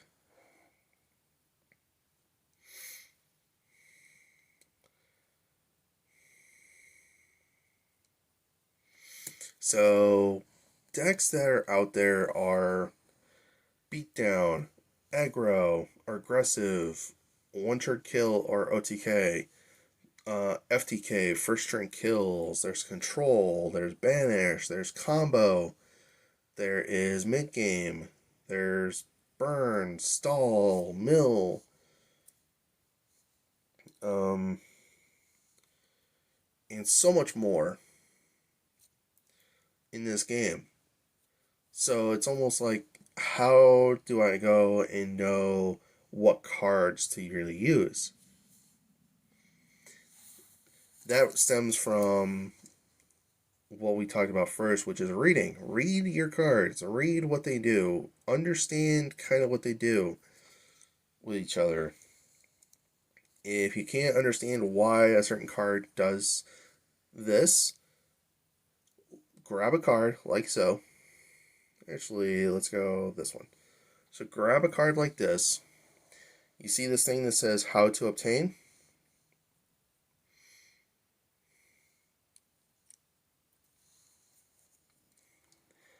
Go, you can do how to obtain, or you can go related cards. Now, as you can tell, there's a bunch of cards that it's related to.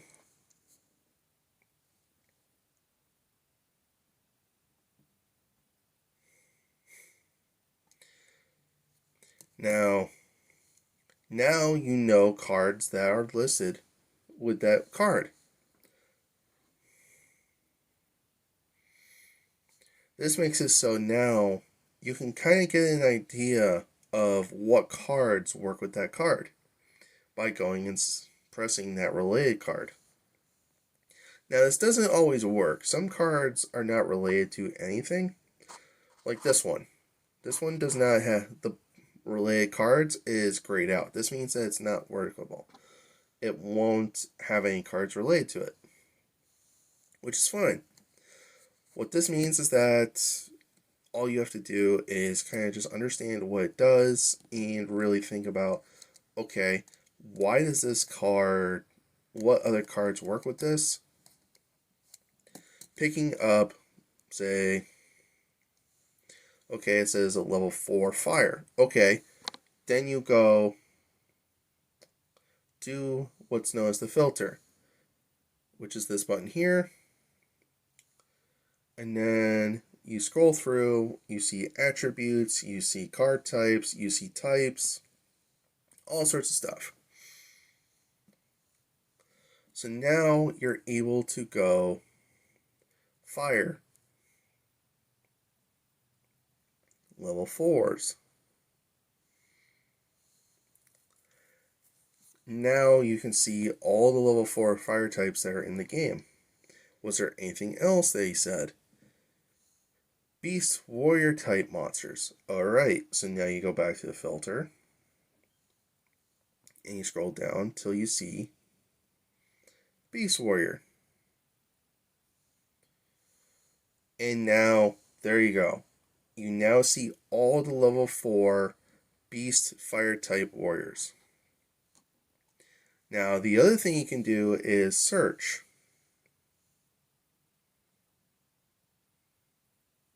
Now, search, you can go and press it in there and type in whatever you want.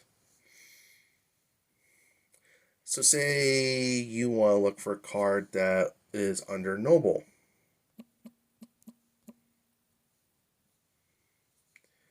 Now, it brings up all the different cards in your collection that has noble.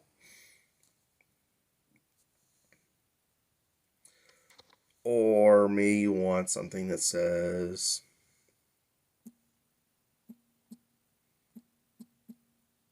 negate. So now all these cards have negate. These are ones you own. When you're in deck construction. So it shows you what you own that you can use with that search.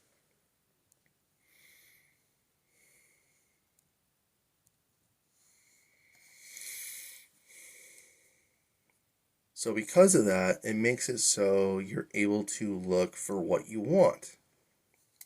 Now, something that I've noticed with 90% of newer players that are fresh out of the gate is they fill their deck to the brim all the way to 30. Like so.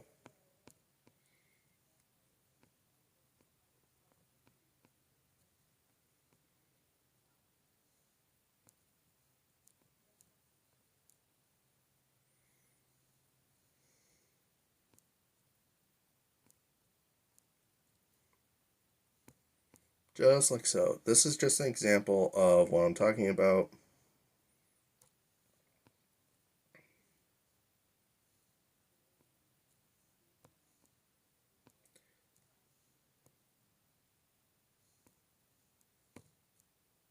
Now, this is not...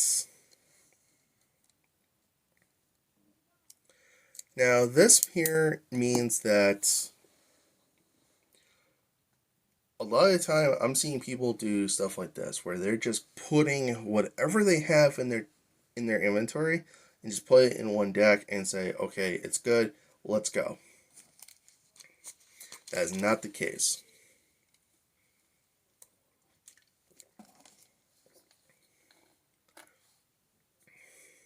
When you are building a deck, you need to stick to 20. Why? Sticking to 20 cards in a deck gives you what's known as consistency. Consistency makes it so you're more likely to pull the cards you need. In doing so, you're able to then go and react to what your opponent is going to do in a more controlled manner. So that means that let's take out a bunch of these.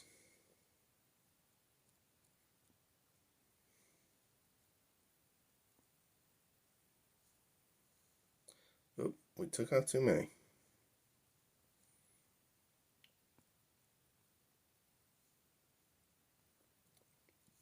Boom. So now we're at 20 cards. At 20 cards, you are now more likely to go and get the cards you need. So, for instance, say you are needing to go into this monster. By having 3 of it in your deck, or maybe 2 of it in your deck, you are now having a better chance of pulling it and being able to play it. Same with everything else in your deck. By having your deck in a more confined space like this, you're more likely to get it.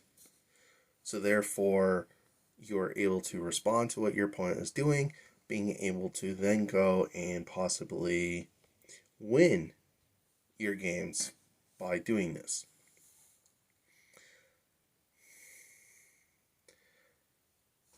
And if you don't believe me, I can go and show you, or actually point to Duel Links Meta, which I will post their link in the descriptions below. And you can look at the decks that people post. 9 times out of 10, they're 20 cards. Very rarely do you see 30 cards. And if you ask people, why is this deck at 30 cards? They're going to tell you it's because it has to run at 30 cards. Very, very rarely is a deck at 30.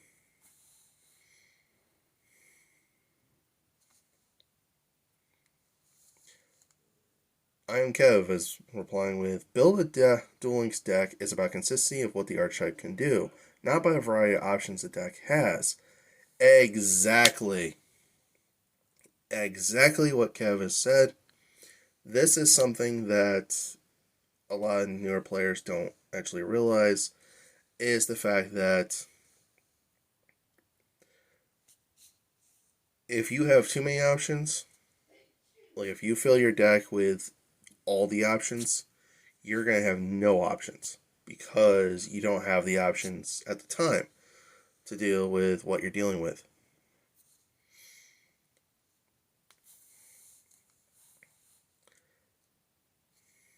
So please, if this is somebody that wants you, the newer player, to get better, stick to 20 cards. Your deck hasn't doesn't have to be the best out there. Just make it so you can go and be more consistent. Now, the next part of this is also don't just be choosing cards just because they're cool. As somebody in the chat has just said, 17 Ninja. Make sure you don't pick cards just because it looks cool, which is completely right. If the cards just look cool, okay, yes, you want to play a deck that you're having fun with and you enjoy, but I've seen a lot of players that are newer just put a bunch of cards in your deck, and next thing you know, you can't go and do anything with them because they're big monsters that you can't do anything with.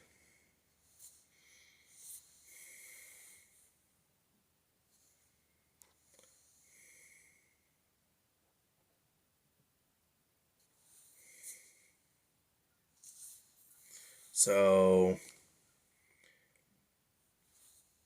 that alone is also a problem for newer players.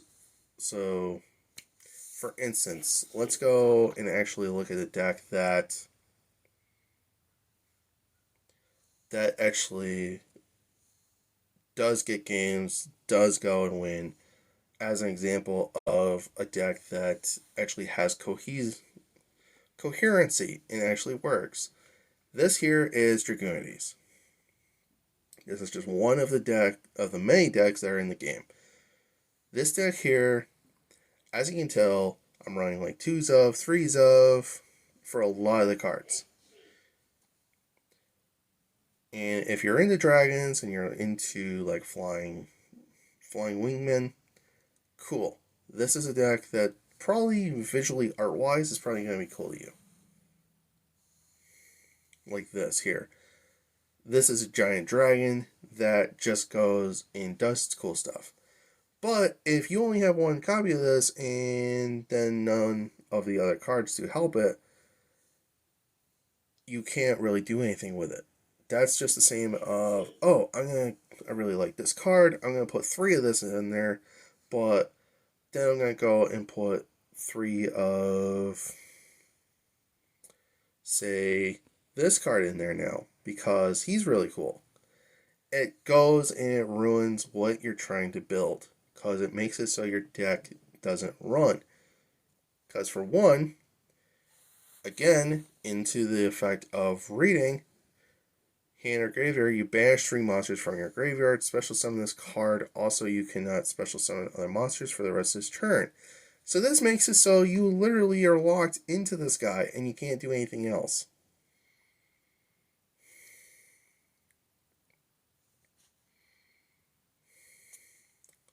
So it makes it so it doesn't work with the rest of your deck.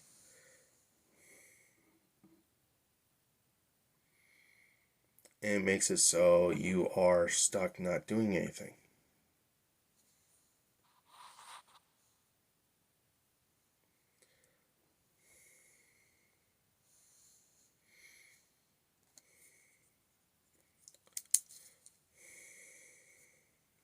Now that's going into kind of. Now that last deck also pointed out something that you probably noticed. Some of the cards had like a 3 of or a 2 of on some of the cards. That means that you have cards that are what's known as the forbidden or limited list. These cards are cards that you can't play in your deck or are a limited supply in your deck. So, for instance, let's go Alistair the Invoker. He is limited to 3. This means that you cannot have, if you have 3 of him in your deck,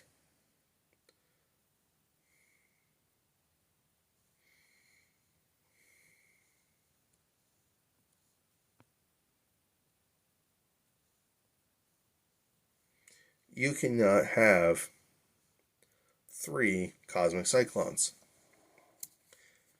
What will happen if you are trying to use these is you have to have 1 Cosmic Cyclone and 2 Alistair the Invoker, or 2 of the Cosmic Cyclone and 1 of the Alistair the Invoker. This is the same deal with anything that is a 2 of.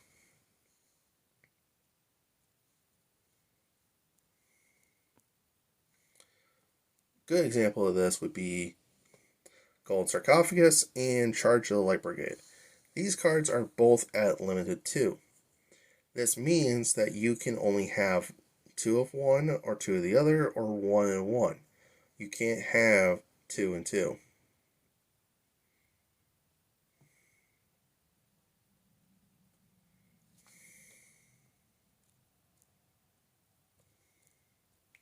Now, this is also the same with any card that is at 1. So, Champion's Vigilance and Desynchro are both at 1. This means that you can only use one or the other. You can't use both. In any card like That Grass Looks Greener, it is forbidden, meaning that you cannot use it at all in any type of play except for certain duel rooms, making the card no longer usable for a lot of players. Period.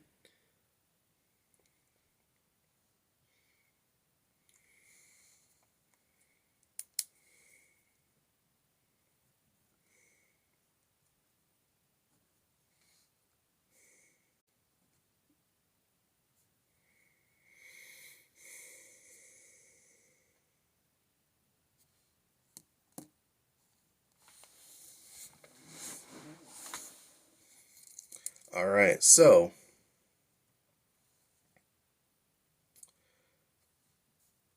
next thing I want to talk about is the deck construction and how to know what you're building.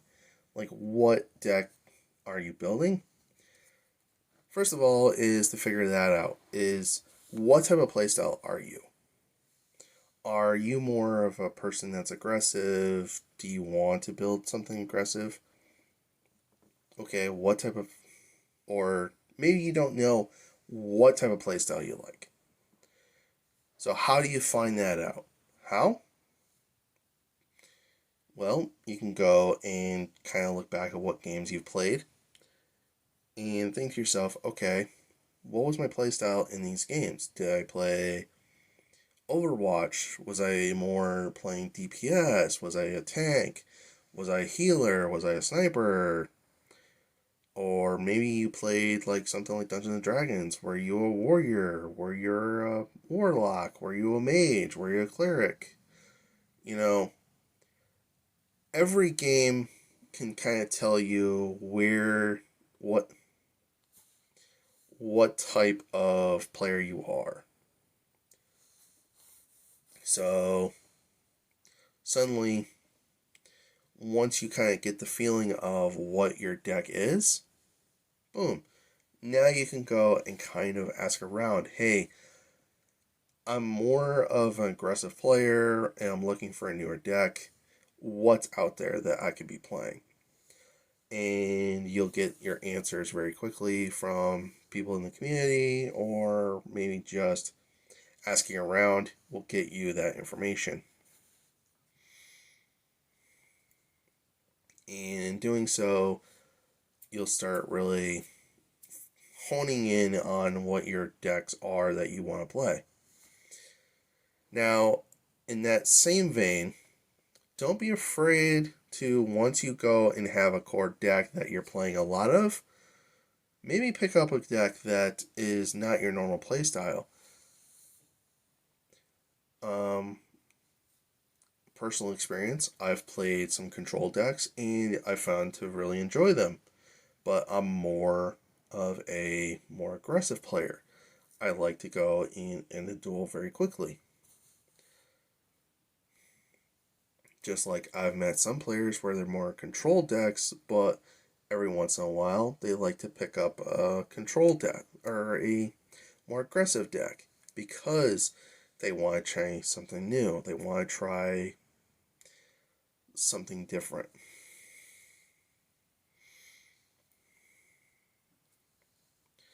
So, how to know what deck is what playstyle if nobody's ever giving you any information on it? Because maybe they've never played it before. Maybe it's a newer deck, so nobody knows. A good way to figure out like what type of playstyle the deck is before you even go looking for it is to do your research. As I've said before, go and look up. Say you've never played Dragones, as I've showed. You've never played with Dragones before. Nobody has any experience with Dragones. Nobody's ever played it before. So you decide, okay, let's go into looking at the TCG. The TCG will show you the general idea of, okay, this is the playstyle it was in the TCG. Okay, let's try to copy that and see what happens. And as you experiment, you'll find either A, it is that, or B, it's not. It really depends. No, if you don't have the cards already and it doesn't sound like a deck that you like just from that, then don't go looking for it. If it is something that sounds like you want, then yeah, then go and get it and try it out.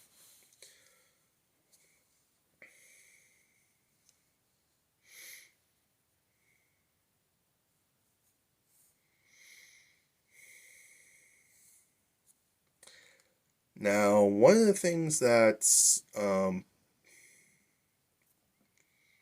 all decks you really need to know is tech cards for deck building. Tech cards are cards that are pretty much generic. They go into almost anything. Now, for instance, all these favorite cards that I have, these are all my considered tech cards. They're cards that I can pretty much use for almost any deck at any time in different ways. So, for instance, let's go Sphere Karibo.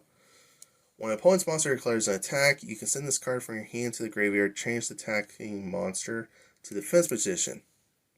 That alone makes this so it's good as a tech card for any deck that you're going to play because of that. Because you're able to then go and save yourself for a turn, depending on your deck. Some decks, though,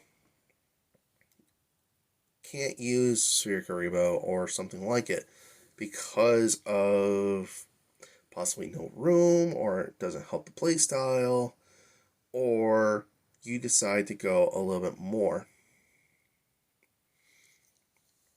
And it makes it so you have to pick and choose your tech cards that you're going to use. Now, some tech cards you thought sometimes they could seem like a good choice at the time, but as you experiment with your deck, you're going to find that they're not so good. Either because A, they're not helping your playstyle, or B, because they're making it so certain cards aren't being activated, or certain cards aren't being able to do what they need to do because they're now somewhere else that they need to be. It just depends on what you're trying to do.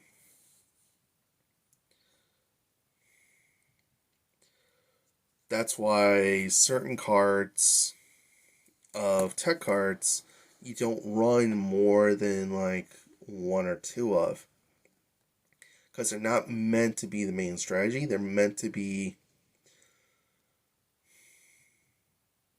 to using a cooking metaphor, tech cards are like a spice.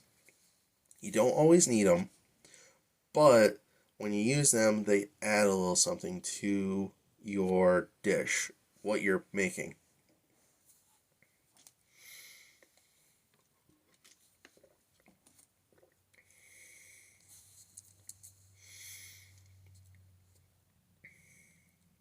So this ends up helping you make the deck more playable. So it suddenly takes your deck, which might have been okay and passable, to, oh my god, this is really good. I want this all the time type of deal for your deck.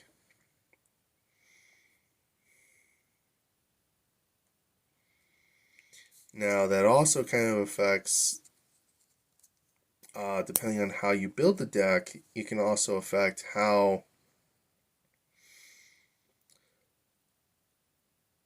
you're going to play each match. So, certain decks survive off being in certain time zones of a match. Those are called early game and late game. If your deck is better in the early game, you're spending a lot of resources quickly to end the duel quickly. Where other decks are more better in the late game, they don't spend as much resources very quickly, they spend them very slowly, and are able to make recoveries very quickly as well, depending on those. So it very depends on the deck as well. Now,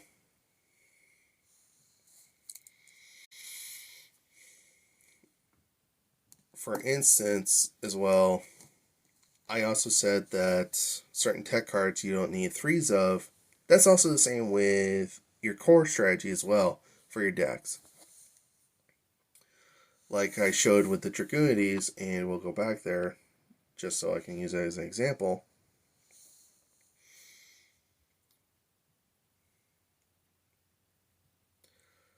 You'll notice that I have a lot of cards that are like twos of for most of the deck. This means that I'm able to then put in certain cards that I need a 3 over cards that I don't need a 3.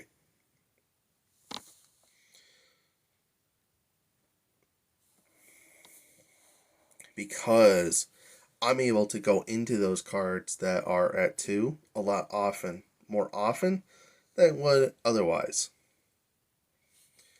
So, for instance, this card here, if I have a card in the graveyard array, I can equip it to this card. That makes it so I don't have to have as many of it to be usable, because I have also this card that makes it so I can go into those types of plays as well. And that's kind of the focus for certain decks. You need those cards more at 2 than 3, while other cards you need more 3 of than 2 ofs.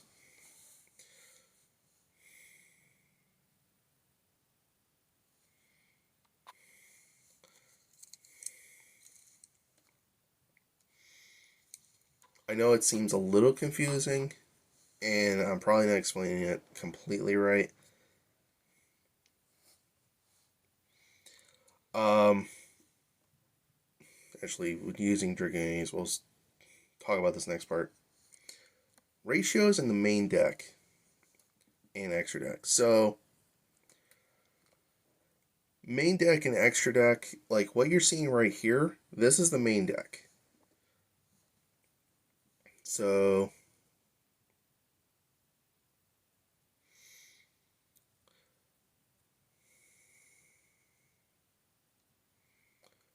So I just activated the filter so I can also show you cards that these are the cards I was talking about earlier that are main decks. Rituals are blue, they are main deck. Effect monsters, they are main deck. And then I know there's a come on.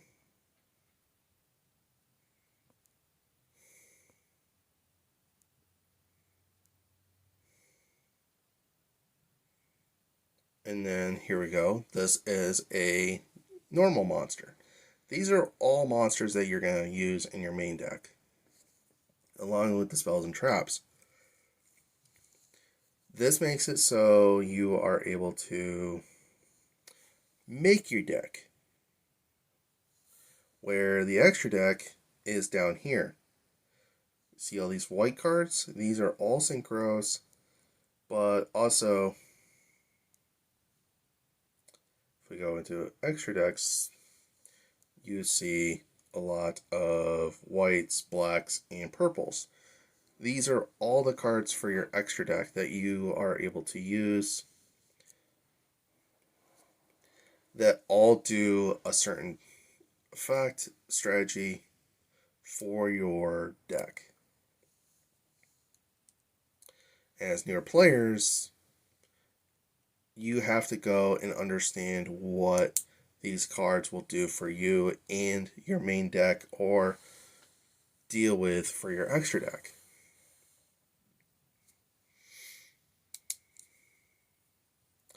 Now, ratio wise, if you're wondering why I say ratios, ratios in this game mean kind of the same thing as consistency. The difference is that with ratios, you are looking more of how often do I go and pick up this card in a duel over this card?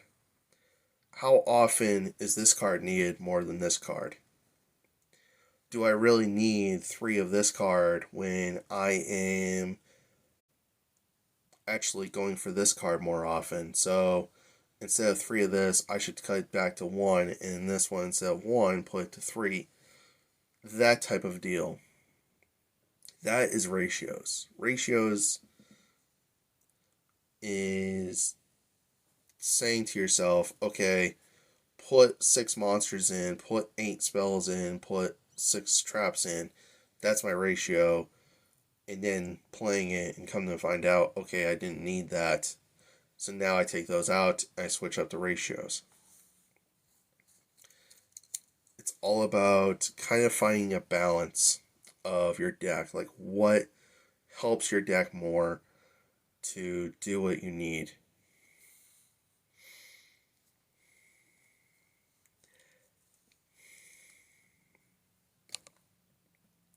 So I talked about skills a little earlier on. Skills, but I'll go over again. Skills, they help your deck either run because they wouldn't run otherwise, or they make it so it runs better or does better, depending on what what skill it is. So, for instance, there's a skill that makes it so that's called balance. That makes it so you are, depending on again the ratios, you are more likely to get, say, a monster, a spell, and a trap, and then one random of all 3. So it makes it so you're more likely to have what you need in your opening hand every time you play. Then there's other skills that make it so you can lock down your opponent's graveyard so then they can't go and use the graveyard. There's other skills that mess with your monster's levels. There's another that messes with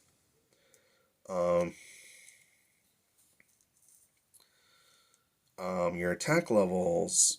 Stuff. You can think it. There's probably a skill for it in the game. And each skill brings a little something different to your ability to make a deck, which always helps when you are trying to make the best deck that you can.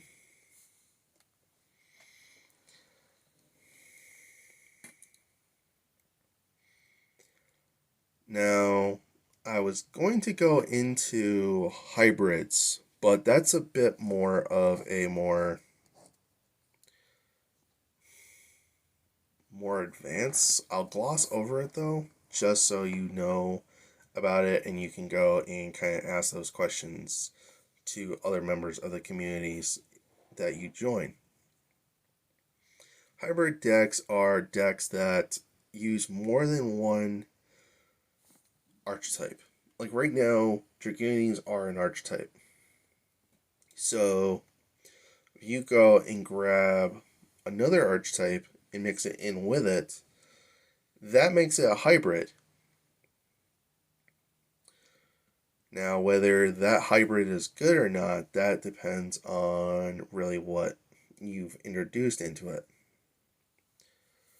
Sometimes decks that are made with hybrid into a hybrid will be either really good, really bad. It depends on what cards you've mixed together.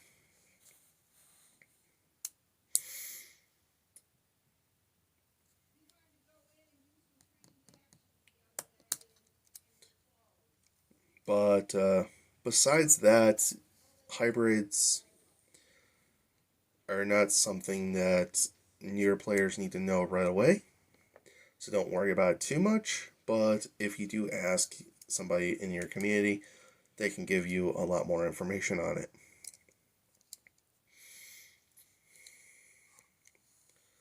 Now, let's go and ask if anybody in the chat wants to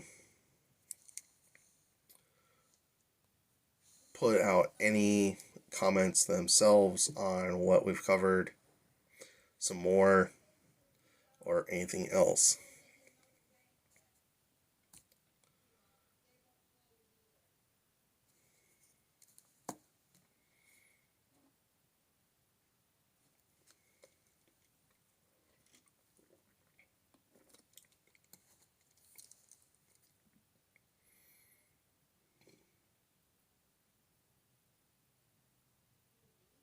And it seems the chat does not have anything to add.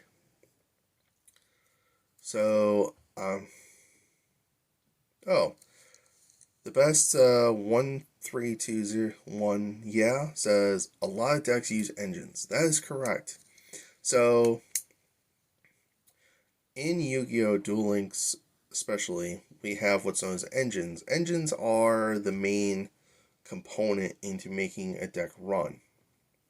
Whether it's a skill or if it's a certain set of cards, something like that.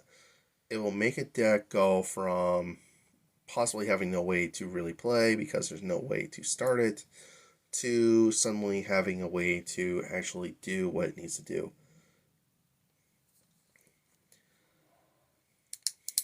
There's a couple different engines throughout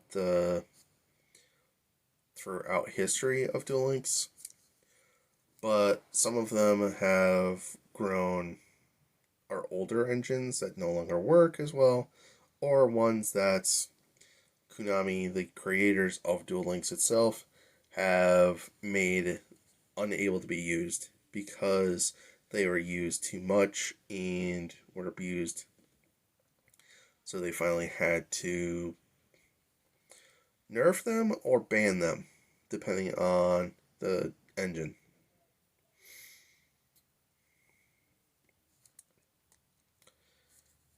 Alright, anything else from the chat?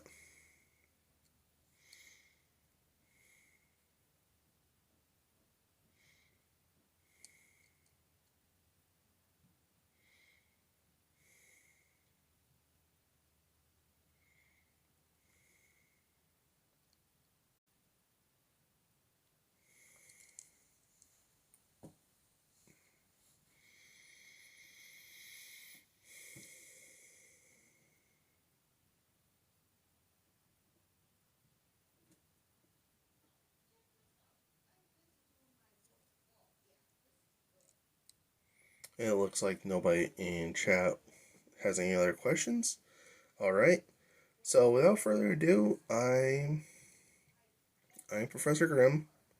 Thank you for watching this podcast, video, and everything else. Down below will be other information on to join my community, which is the Academy Break Room. That is my Discord. I will also link the website Duel Links Meta, so you can go and take a look at the more competitive side of Yugioh. And I will also go and put any other information about the about other groups in the community, so you can go and look at them and decide to yourself if you want to go and get information from those people as well. But without further ado, this is Professor Grimm. You have a nice one, and class dismissed.